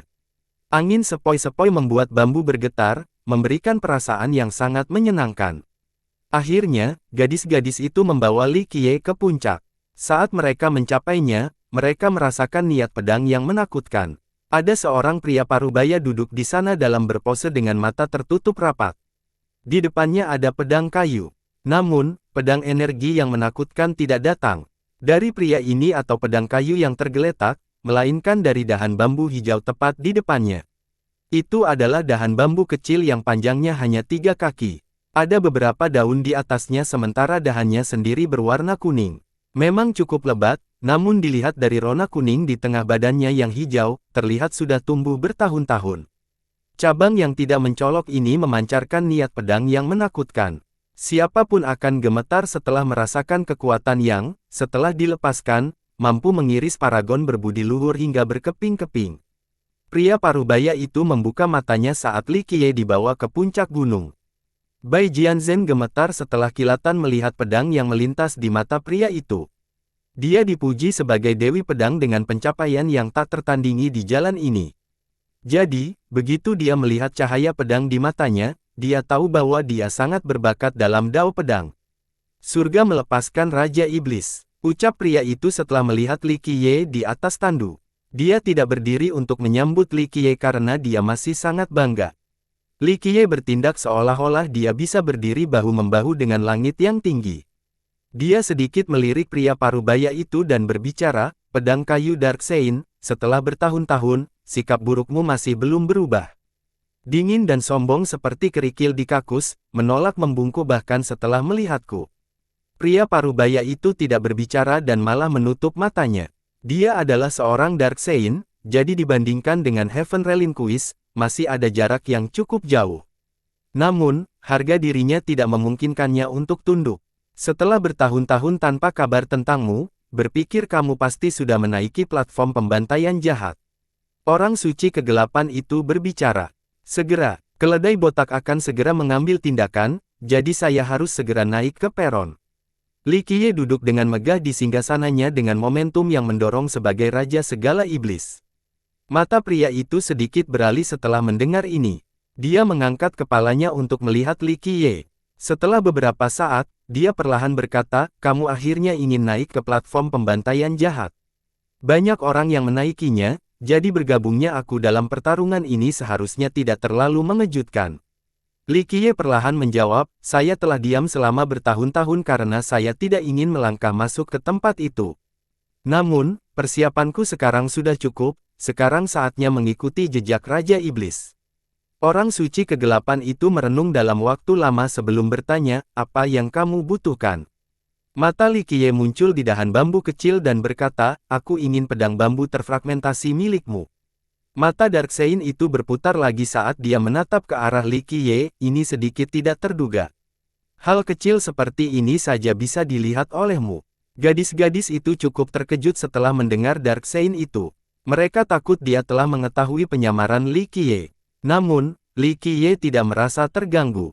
Dia masih memakukan angku dan dengan dingin menatap lelaki itu, karena aku ingin naik ke platform pembantaian jahat dan cukup menyukai gadis-gadis kecil ini, aku ingin memberi mereka sesuatu yang menyenangkan untuk dimainkan. Iblis seperti kita tidak punya emosi. Orang suci kegelapan itu berkata dengan dingin. Gadis-gadis itu menahan napas dan menjadi sangat gugup. Mereka sangat takut ditangkap sekarang. Tampaknya Darkseid ini lebih sulit ditipu daripada naga iblis. Inilah kesenjangan antara kamu dan aku. Kamu saat ini bahkan tidak bisa mengejar keadaanku, apalagi berpikir untuk mengejar Raja Iblis. Li Qiye berbicara tanpa emosi, kamu tidak berbeda dengan ketinggian botak itu. Ini yang terbaik yang bisa kamu lakukan. Kamu pikir kamu bisa menjadi Raja Iblis. Orang suci. Kegelapan itu sedikit membukanya. Li Qiye dengan angkuh menjawab, Raja Iblis. Hal ini tidak layak untuk diperdebatkan. Kita punya tujuan yang lebih baik lagi, jadi apa gunanya bersaing melawan keledai-keledai itu? Raja Iblis sudah tiada, Raja Kekaisaran sudah tiada, jadi inilah saatnya aku pergi juga. Orang suci kegelapan itu tenggelam dalam perenungan yang tenang. Mungkin ini adalah pertanyaan yang selalu terlintas dalam pikiran. Aku sebenarnya sedikit menikmati sifat burukmu, jadi aku datang untuk menyapa. Apakah kamu mau menyerah atau tidak? Aku akan memiliki pedang bambu terfragmentasi milikmu. Mata Li Qiye menjadi dingin setelah menyatakannya dengan cara yang kejam. Orang suci kegelapan itu tidak mengatakan apapun pada akhirnya. Dia langsung menarik dahan bambu dari tanah dan melemparkannya ke arah Li Qiye. Aku tidak ingin berhutang budi padamu, jadi tinggalkan keinginanmu. Li Qiye berbicara dengan malu-malu. Orang suci kegelapan itu ragu-ragu sejenak.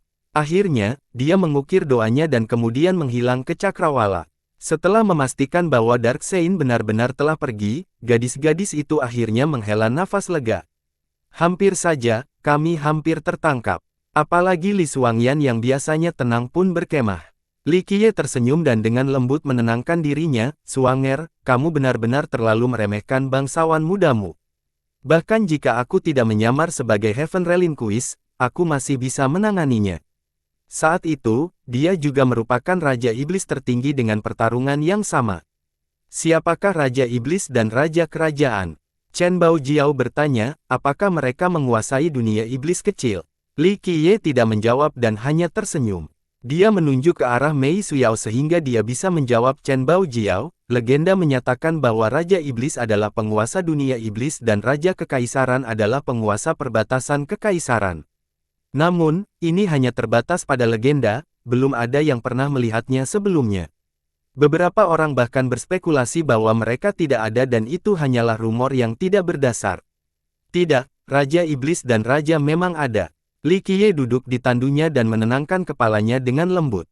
Chen Baojiao sangat ingin tahu, eksistensi macam apa itu.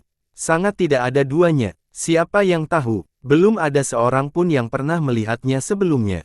Mata Li Qiye cukup dalam saat ini sambil menatap ke kejauhan. Selain itu, dataran tinggi pemakaman Buddha juga memiliki seorang dewa Buddha. Bai Jianzhen yang pendiam juga ikut bergabung, sama seperti sebelumnya, tidak ada seorang pun yang pernah melihat sang Buddha juga. Keberadaan macam apa yang ketiganya? Mei Suyao juga tidak bisa menjawab pertanyaan ini. Ini adalah rahasia abadi yang bahkan Kaisar Abadi pun tidak dapat diketahui. Ada perbedaan pendapat mengenai masalah ini. Li Qiye menerjemahkan dan menjelaskan, ada dua keyakinan berbeda tentang Sang Buddha. Salah satunya adalah Dewa Buddha yang selalu dibicarakan orang, penguasa kerajaan Buddha. Bagaimana dengan yang lainnya? Keingintahuan Li Xuangyan muncul. Mei Suyao dengan lembut menjawab menggantikan Li Qiye, kepercayaan lainnya adalah bahwa ada keberadaan yang lebih tinggi lagi di dataran tinggi. Namun, belum ada seorang pun yang pernah melihat orang ini sebelumnya, sama seperti Raja Iblis dan Raja Kerajaan yang sulit ditangkap dalam legenda. Tentang apa semua ini? Sangat misterius, gumam Chen Baojiao. Li Qiye dengan lembut menenangkan, ini bukan legenda, orang ini pasti ada. Tentu saja, orang biasa tidak akan bisa bertemu dengan Buddha ini. Oleh karena itu, Li Qiye menyerahkan pedang bambu terfragmentasi kepada Bai Jianzhen, cabang bambu ini adalah pedang terhebat, jadi ambillah. Setelah menerima pedang yang terfragmentasi, Bai Jianzhen berpikir sebelum dia berbicara, saya sudah memiliki pedang, peringkatnya terbaik. Bai Jianzhen tidak sombong ketika mengatakan ini, pedangnya memang luar biasa. Tanah sucinya tidak memiliki banyak harta, namun mereka memiliki banyak pedang. Jika ada tempat dengan pedang terbaik di dunia, maka itu pastilah tempat sucinya. Kalau tidak, bagaimana mereka bisa menghasilkan dewa pedang? Pedang bukan tentang kehebatan atau kehebatan. Li Qiye dengan lembut menggelengkan kepalanya, misalnya, aku tahu tentang pedang Kaisar Abadi Yeti. Itu sangat kuat hingga tak terpecahkan, tapi pedang seperti itu belum tentu cocok untukmu. Oleh karena itu, dia mengamatinya dan melanjutkan, pedang harus terhunus secara alami tanpa pengekangan apapun dan sesuai dengan keinginan seseorang. Baik pedang gila maupun pedang Buddha terletak pada kondisi pikiranmu, hati pedangmu. Bai Jianzhen memegang pedangnya sambil diam-diam menerima nasihat Li Qiye dengan penuh perhatian. Dia dengan ringan berkata, hal yang paling penting adalah bahwa dalam perang di masa depan, harta karun sejati dan senjata kehidupan belum tentu merupakan yang paling cocok, tetapi pedang bambu terfragmentasi di tangan Anda saat ini jelas merupakan yang terbaik untuk Anda. Dia tidak banyak bicara dan menyingkirkan pedang bambu itu sebelum membungkuk pada Li Qiye. Dia akhirnya mengetahui kemurahan hati gadis Li Qiye hari ini dan memahami mengapa gadis lain masih memilih untuk mengikutinya meskipun telah mengembangkan fisik abadi. Dengan dao pedangnya yang tiada taraf, sekilas saja sudah cukup untuk mengetahui bahwa pisau bambu itu sangat berharga. Itu bahkan sebanding dengan 9 batu takdir akumulasi surga atau bahkan mungkin lebih berharga. Jika tidak, keberadaan yang menentang surga seperti Darkseid tidak akan menjaganya di tempat ini. Namun, Li Qiye memberikan sesuatu yang sangat berharga baginya dengan mudah sementara dia baru saja bergabung dengannya dan belum memberikan kontribusi penting apapun. Bagaimana mungkin orang tidak mengikuti seorang raja yang begitu murah hati kepada bawahannya? Li Qiye membiarkan gadis-gadis itu membawa tandunya lagi. Sepanjang jalan, mereka bertemu dengan beberapa pertemuan dan pakar reguler. Mata mereka menunjukkan keheranan setelah melihat pembawaan wanita. Tak perlu dikatakan lagi tentang Li Xuangyan dan Chen Baojiao, mereka memiliki fisik abadi dan penguasaan pedang dan pedang yang hebat. Sementara itu, Bai Jianzhen adalah dewi pedang kontemporer dan Mei Suyao adalah kecantikan nomor 1 dari sekte dengan 3 kaisar. Mereka adalah bintang yang mempesona dimanapun lokasinya. Namun hari ini, mereka membawa tandu untuk seseorang. Sungguh sulit dipercaya. Bahkan seorang God King pun tidak memenuhi syarat untuk menikmati hak istimewa seperti itu. Yang lebih mengejutkan lagi adalah orang yang duduk di tandu itu bukanlah Li Qiye yang paling ganas, melainkan seorang Raja Iblis yang penuh aura jahat. Di mana Li Qiye? Seorang penonton yang terkejut melihat pemandangan ini. Haha, Li Qiye pasti memprovokasi Raja Iblis Agung dan dibunuh saat gadis-gadis itu ditangkap. Seorang pemuda mencibir dengan sombong. Bodoh, bagaimana kamu bisa menjadi master sekte dengan visi seperti ini? Seniornya menamparnya dan dengan dingin berkata, orang itu adalah Li Qiye. Banyak ahli dari generasi sebelumnya memperhatikan sikap alami gadis-gadis itu dan memahami bahwa orang yang berada di kereta itu adalah Li Qiye. Apa yang dia lakukan? Pertama dia menyamar sebagai Dewa Buddha, dan sekarang dia bermain sebagai Raja Iblis. Paragon berbudi luhur melihat Li Qiye diselimuti oleh energi jahat dan menjadi sangat bingung. Dengan sangat cepat, pertanyaan mereka terjawab. Kemanapun Li Qiye pergi, para penggarap kegelapan akan bersujud di tanah. Bahkan jika mereka tidak keluar, rasa hormat mereka terlihat jelas. Dia berpura-pura menjadi Raja Iblis. Seorang teladan tua langsung mengerti identitas apa yang terbaik untuk dibawa bepergian dengan bebas di dunia iblis. Tentu saja, itu adalah Raja Iblis. Hal ini menjadi sumber inspirasi bagi banyak orang, terutama generasi tua yang berkuasa. Mereka segera mengubah penampilan mereka dan membiarkan murid-murid mereka membawa tandu mereka untuk berpura-pura menjadi Raja Iblis. Setelah transformasi, mereka membodohi para penggarap kegelapan, mencoba mengelabui mereka agar mengeluarkan obat-obatan roh. Namun, tidak ada satu pun yang berhasil. Leluhur lonceng putih ingin meniru Li Qiye. Dia menjadi Raja Iblis dan mencoba menipu seorang penggarap kegelapan yang melindungi tanaman rambat era segudang. Sayangnya, dia langsung muncul di tempat. Bukan hanya leluhur lonceng putih. Eksistensi abadi juga meniru Li Qiye dan ingin menangkap kerang sungai abadi, namun iblis yang menjaga lokasi itu menyedot seluruh energi darahnya. Memang, Cloud Saint Child juga berpura-pura menjadi salah satunya. Dia belum melakukan apapun, dia hanya berjalan melewati seorang cerdas gelap yang sedang tidur, tetapi makhluk itu membangun dan memotongnya sampai mati. Seseorang tertawa ketika mengingat kejadian tersebut. Dalam waktu singkat, mereka yang mencoba meniru Li Qiye semuanya mati mengenaskan. Penipuan mereka tidak ada balasannya, kecuali kematian dianggap sebagai pengembalian yang manis. Mengapa Li Qiye bisa berpura-pura menjadi Raja Iblis dan diperlakukan dengan sangat baik oleh para penggarap kegelapan? Mereka bahkan berlutut di tanah dengan hormat. Tapi saat kita melakukannya, satu-satunya takdir yang menanti kita adalah kematian. Lelucon macam apa ini? Murid dari kekuatan besar mengeluh dengan getir setelah seorang senior dari sektenya gagal dan meninggal. Karena dia memiliki hati iblis. Eksistensi abadi menembus misteri dan kedamaian, yang satu berpikir untuk menjadi Buddha, yang lain berpikir untuk menjadi iblis. Saat ini, dia adalah iblis, tidak perlu berpura-pura. Dia bahkan adalah Raja Iblis dalam hal itu. Dia melanjutkan, sama seperti dulu di dataran tinggi, dia tidak berperan sebagai Buddha, dia adalah Buddha. Dengan demikian, dia mampu mengendalikan kekuatan di tempat itu. Bocah ini terlalu jahat dan menantang surga. Nenek moyang lain yang tanggap berbicara dengan penuh emosi, banyak orang berlatih selama ribuan tahun hanya untuk memulai proses masuk ke dalam hati Buddhis, namun dia segera berubah menjadi hati Buddha. Buddha dan iblis atas keinginan jantung memiliki keduanya, hati Dao ketakutan macam apa ini? Banyak orang mengetahui bahwa proses konversi tidak selesai dalam semalam. Ungkapan populer itu seharusnya hanya sebuah legenda, namun kini, Li Qiye mampu menampilkannya dengan membuat mereka kecewa. Tentu saja, orang luar tidak tahu bahwa di masa lalu, Li Qiye menghabiskan waktu bertahun-tahun untuk menjadi iblis. Proses dan rasa sakit ini berada di luar imajinasi. Saat Li Qiye menyusup ke dunia iblis sebagai Raja Iblis pelepasan surga, ada juga beberapa orang terkenal lainnya di dunia yang lebih rendah. Yang paling menarik perhatian adalah Jikong Wudi.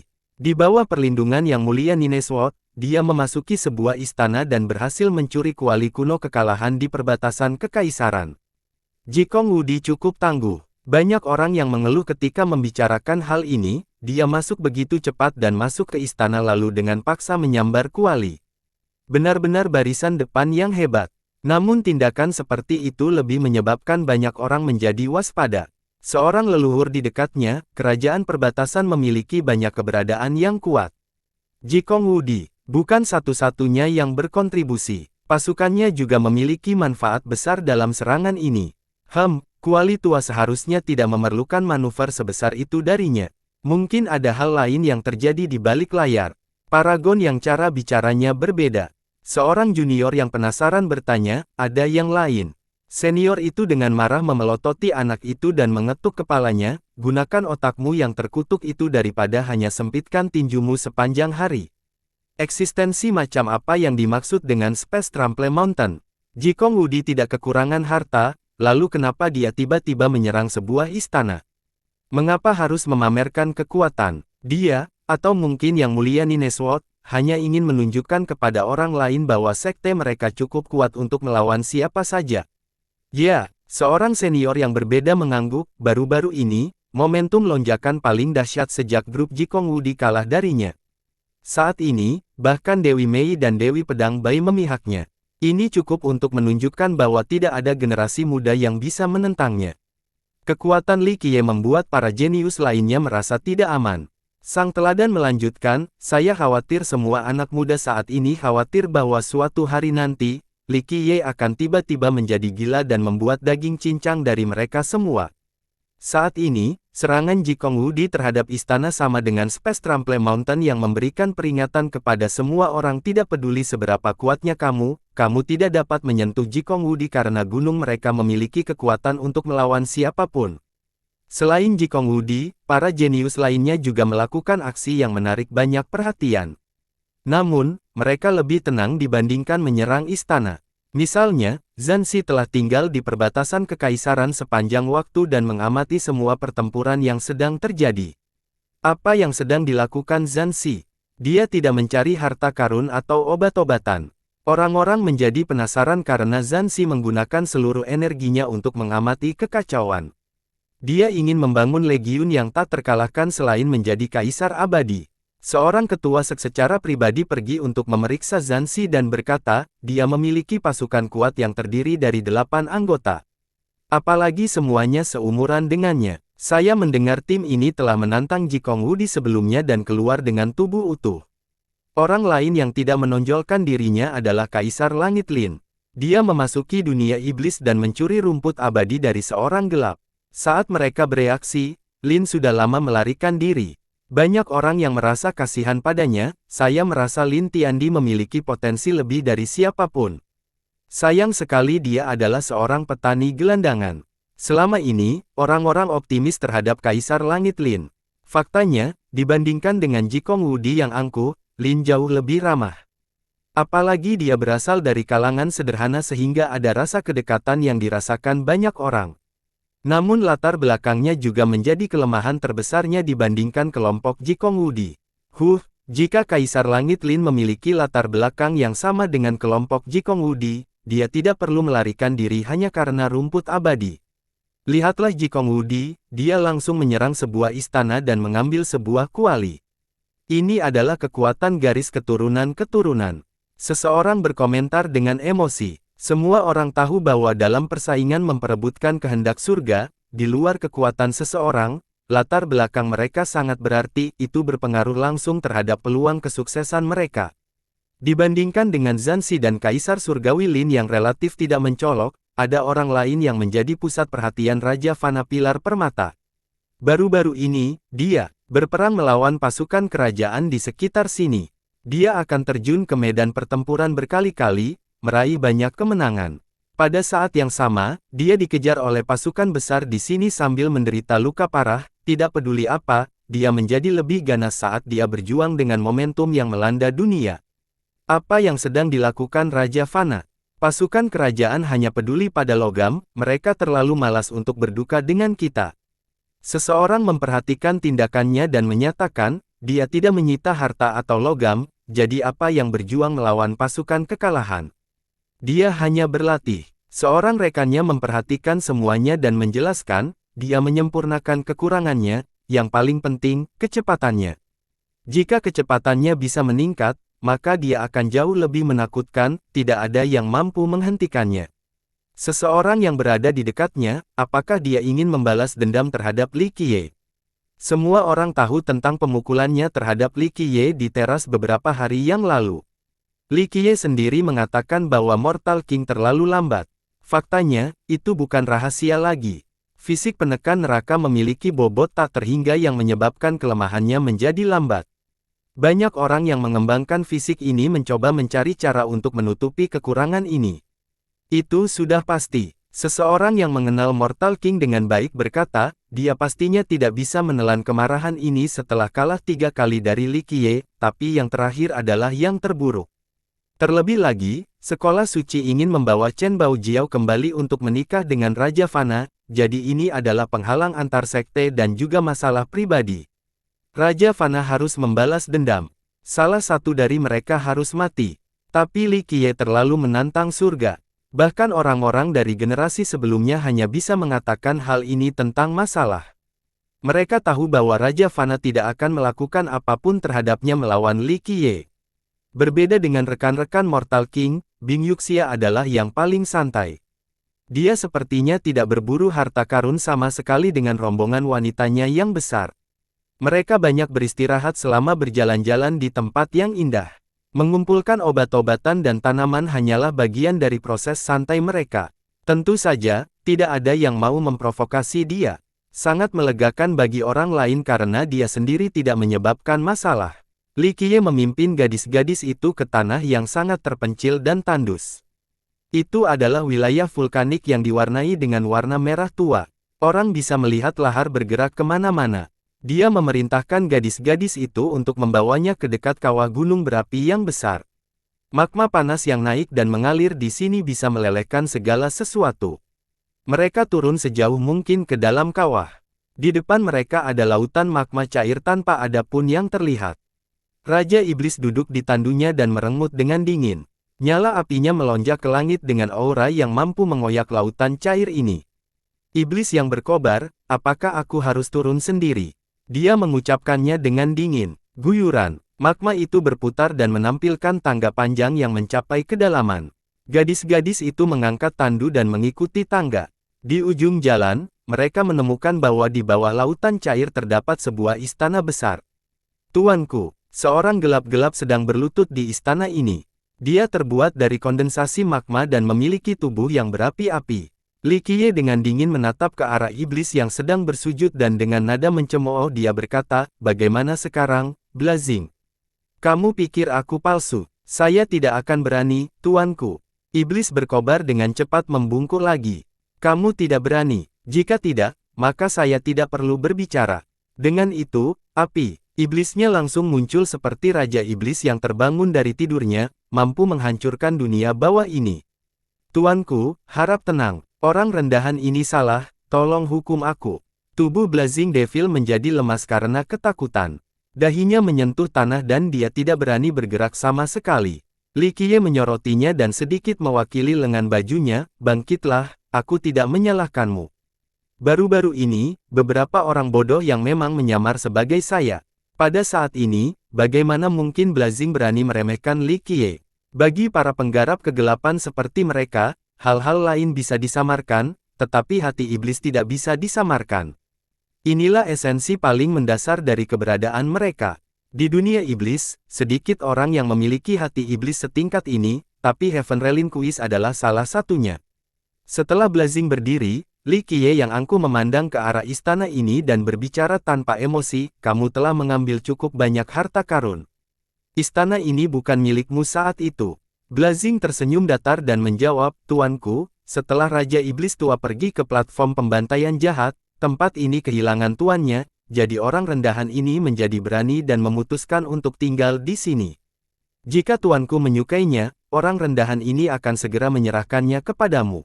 Aku tidak datang hari ini untuk istanamu yang rusak. Jika aku menginginkannya, aku pasti sudah mengambilnya sejak lama, dan bukan giliranmu yang akan tinggal di sini. Li Qiye berkata dengan angkuh. Ya, tuanku adalah orang yang memegang kunci istana Dark Maxim, istana kecil seperti ini, tentu saja, tidak bisa terlihat olehmu.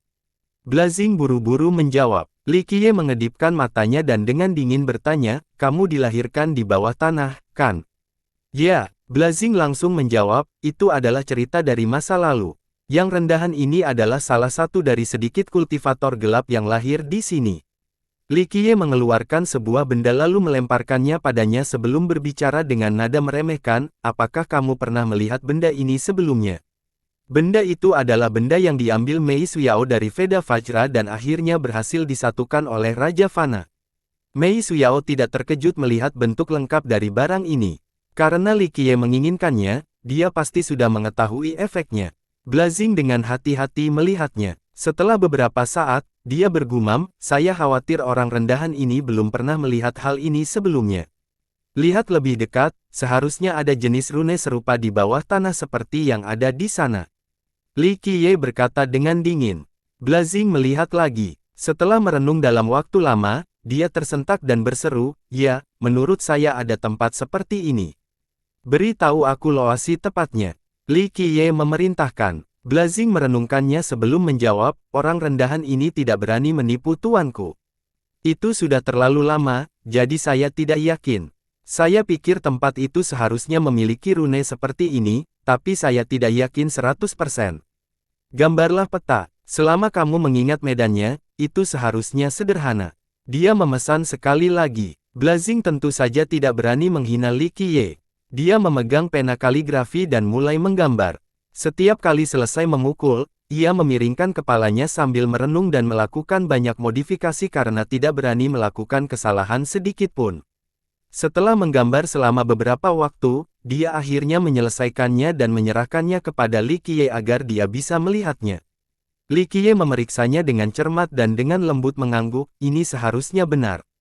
Ingatlah bahwa Li Qiye pernah tinggal di dunia iblis kekaisaran kecil untuk waktu yang lama di masa lalu, jadi dia memahaminya dengan cukup baik. Namun, dia tidak sepenuhnya yakin dengan lokasi yang dia cari. Setelah mempersempit jangkauannya dengan gambar Blazing, dia akhirnya tahu di mana itu. Setelah menyingkirkan gambar medannya, dia dengan dingin menatap ke arah Blazing, jika aku mengingatnya dengan benar, bumi bagian dalam ini melahirkan hati tenang Dewa Api. Itu, jantung Dewa Api. Blazing terasa canggung saat Li Qiye mengangkat topik ini. Li Qiye dengan dingin menatapnya, saya telah menghitung dengan jari saya. Sejak pengorbanan terakhir, hati di sini telah mencapai kedewasaan. Ya, itu benar. Terbatuk-batuk gugup. Li Qiye mewakili lengan bajunya dengan lembut dan diperintahkan, ambillah. Blazing tidak tahu harus berbuat apa, jadi dia hanya berdiri di sana sambil ragu-ragu. Kamu telah melindunginya selama bertahun-tahun, jadi aku tidak akan menganiaya kamu. Saya, Heaven Relinquish, tidak pernah berhutang budi kepada siapapun. Li Qiye dengan angkuh menyatakan, aku akan mengabulkan permintaan iblismu. Tuanku ingin menaiki platform pembantaian jahat. Berkobar-kobar kekenyangan setelah mendengar ini. Itu benar. Li Qiye dengan dingin tanpa mengkonfirmasikan mata. Berkobar berdiri di sana dengan kecepatan tinggi. Setelah beberapa saat, dia berbicara, sejak Raja Iblis Tiran Dewa naik ke sana, tidak ada raja lain yang melakukan hal itu. Jika tuanku pergi kali ini, siapa yang akan menjadi pemegang kunci istana Dark Maxim di masa depan? Kamu tidak perlu mengetahui hal itu. Tinggalkan saja keinginan iblis. Mata Li Qiye menjadi dingin. Blazing tidak berani membuat Li Qiye tidak senang. Dia segera mengeluarkan hati tenang Dewa Api. Dia tahu penolakannya tidak ada gunanya. Siapa yang sebenarnya bisa menghentikan Heaven Relinquish jika dia ingin merebutnya dengan paksa? Sesaat kemudian, Blazing Devil membawa kembali sebuah kotak dan dengan hormat memegangnya di hadapan Li Qiye. Li Qiye tidak meliriknya sebelum dia mengambilnya dan berkata, di mana keinginan iblismu? Berkobar dengan cepat mengukirnya dan memberikannya kepada Li Qiye. Li Qiye dengan santai mengambilnya dan kemudian dia bangkit, ingin pergi.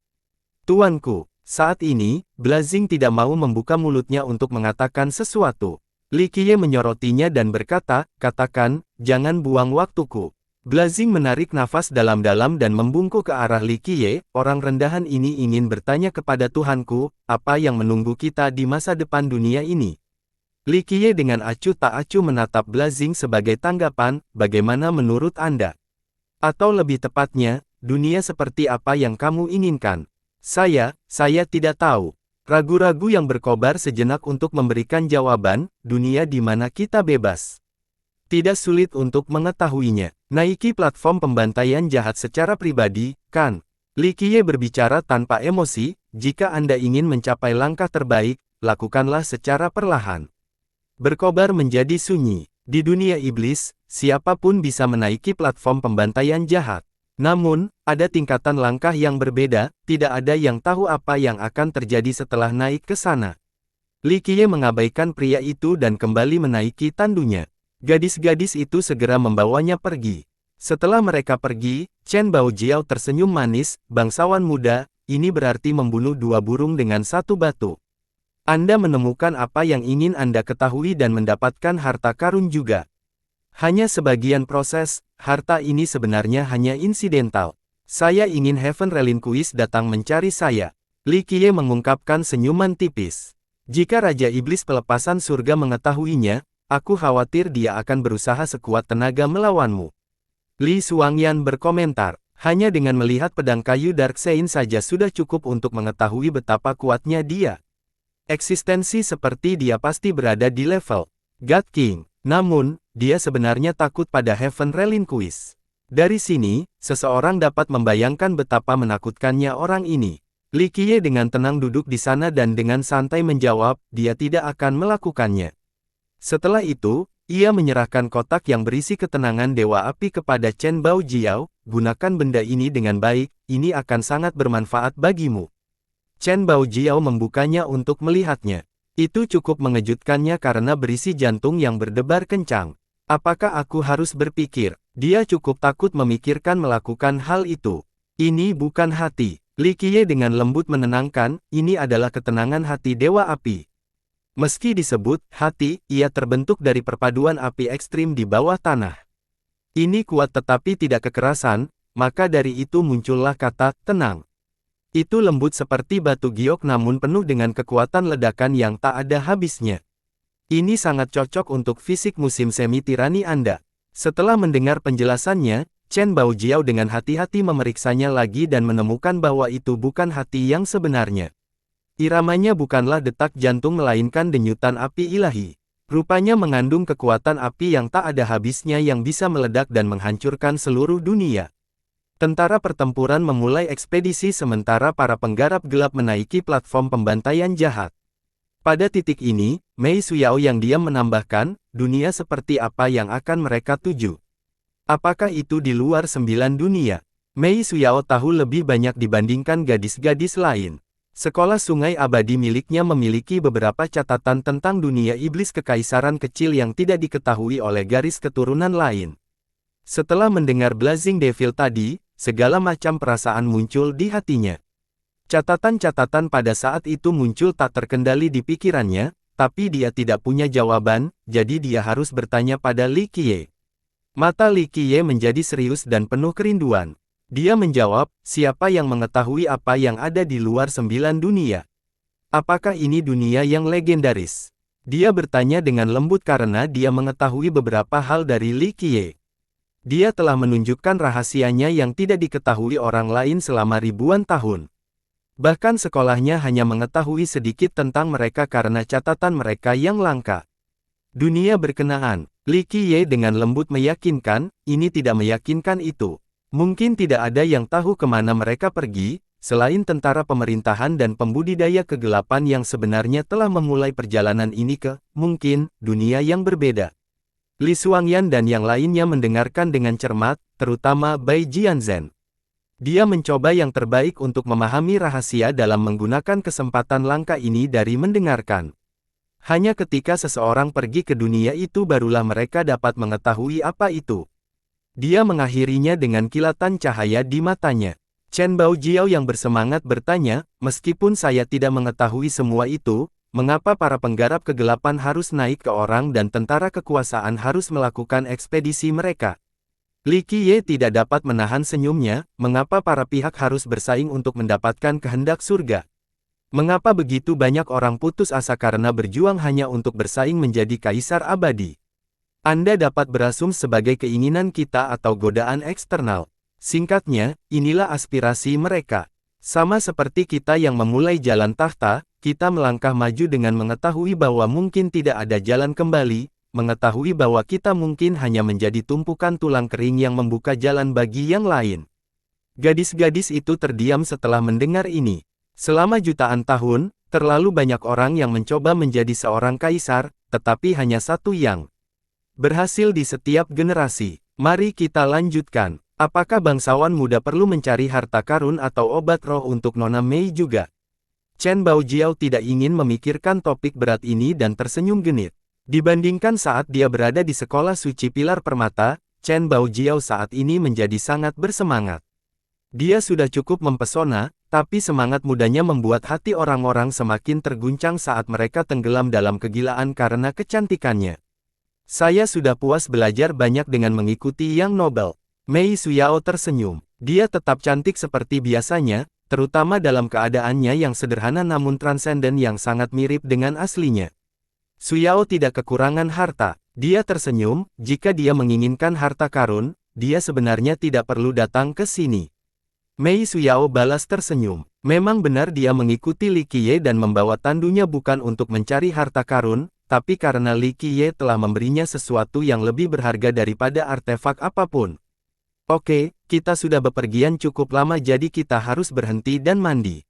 Li Qiye menggeliat dan tersenyum. Usaha yang bagus. Chen Baojiao dengan genit menyindir ketika wajahnya menjadi merah karena suatu alasan. Hutan besar dapat ditemukan di wilayah selatan dunia iblis. Itu subur dengan vegetasi hijau dari satu jenis. Tumbuhan ini menyerupai pohon tua dengan daun dan dahan yang lebat.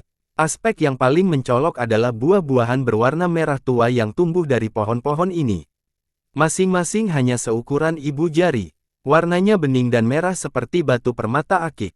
Bagian yang lebih mengejutkan lagi adalah buah-buahan seperti permata ini memancarkan aroma yang mirip dengan aroma anggur berkualitas yang memabukkan. Bahkan para petani yang berkemauan keras pun mau tidak mau menelan ludah mereka setelah menciumnya. Monyet-monyet berkeliaran di sekitar pohon dan buah-buahan ini. Mereka seukuran kucing. Mereka memiliki bulu emas, tetapi ketika mereka membuka mata, energi jahat akan melonjak, seolah-olah dapat melahap jiwa siapa saja. Banyak petani berdiri di luar hutan, namun tidak ada yang berani masuk. Mereka hanya bisa ngiler dan menonton. Alasannya sangat sederhana, monyet-monyet itu sebenarnya bukan monyet melainkan pembudidaya gelap. Saat seseorang masuk, mereka akan langsung diserang oleh gerombolan itu. Seseorang melihat buah merah di pohon dan bergumam, alangkah baiknya jika monyet hitam itu tidak menjaga hutan ini. Paragon berbudi luhur dari sebuah kekuatan besar juga menelan ludahnya, benar. Menurut tulisan sekte kami, ini adalah buah anggur hitam, bahan bagus yang dapat difermentasi menjadi anggur abadi. Anggur ini mampu menenangkan pikiran dan menghilangkan kejahatan. Sungguh luar biasa. Para petani yang berdiri di luar semuanya ingin memetik buah-buahan ini, namun kurangnya keberanian menghalangi mereka untuk melakukannya. Tentu saja, banyaknya mayat di bawah pohon juga menjadi penghalang. Sebelumnya, banyak petani yang masuk ke dalam, tetapi mereka dikepung oleh kera. Bahkan virtues paragon pun akan hancur berkeping-keping dalam sekejap mata saat melawan kelompok besar. Dengan demikian, mereka terdegradasi menjadi penonton belaka. Saat ini, mereka melihat seorang pemuda memasuki hutan. Dia masih sangat muda dan sangat tampan. Sorotan adalah aspek yang paling menonjol. Mereka tampak seperti permata berharga, dalam dan mengharukan seolah-olah mereka dapat berbicara. Siapapun pasti langsung tertarik dengan matanya. Seorang bertanding dari Grand Middle Territory berteriak, itu adalah Shen Menghui dari kerajaan kuno Azure yang misterius. Seperti rumor yang beredar, dia memang memiliki potensi yang tak tertandingi. Sayangnya, ia dilahirkan di era yang salah, atau malah terlambat. Jika dia lahir 10 tahun lebih awal, saya rasa dia akan mampu berdiri bahu-membahu dengan kelompok Jikong Wudi. Seorang yang memiliki lebih tua berkomentar sambil melihat pemuda ini memasuki hutan. Bersambung,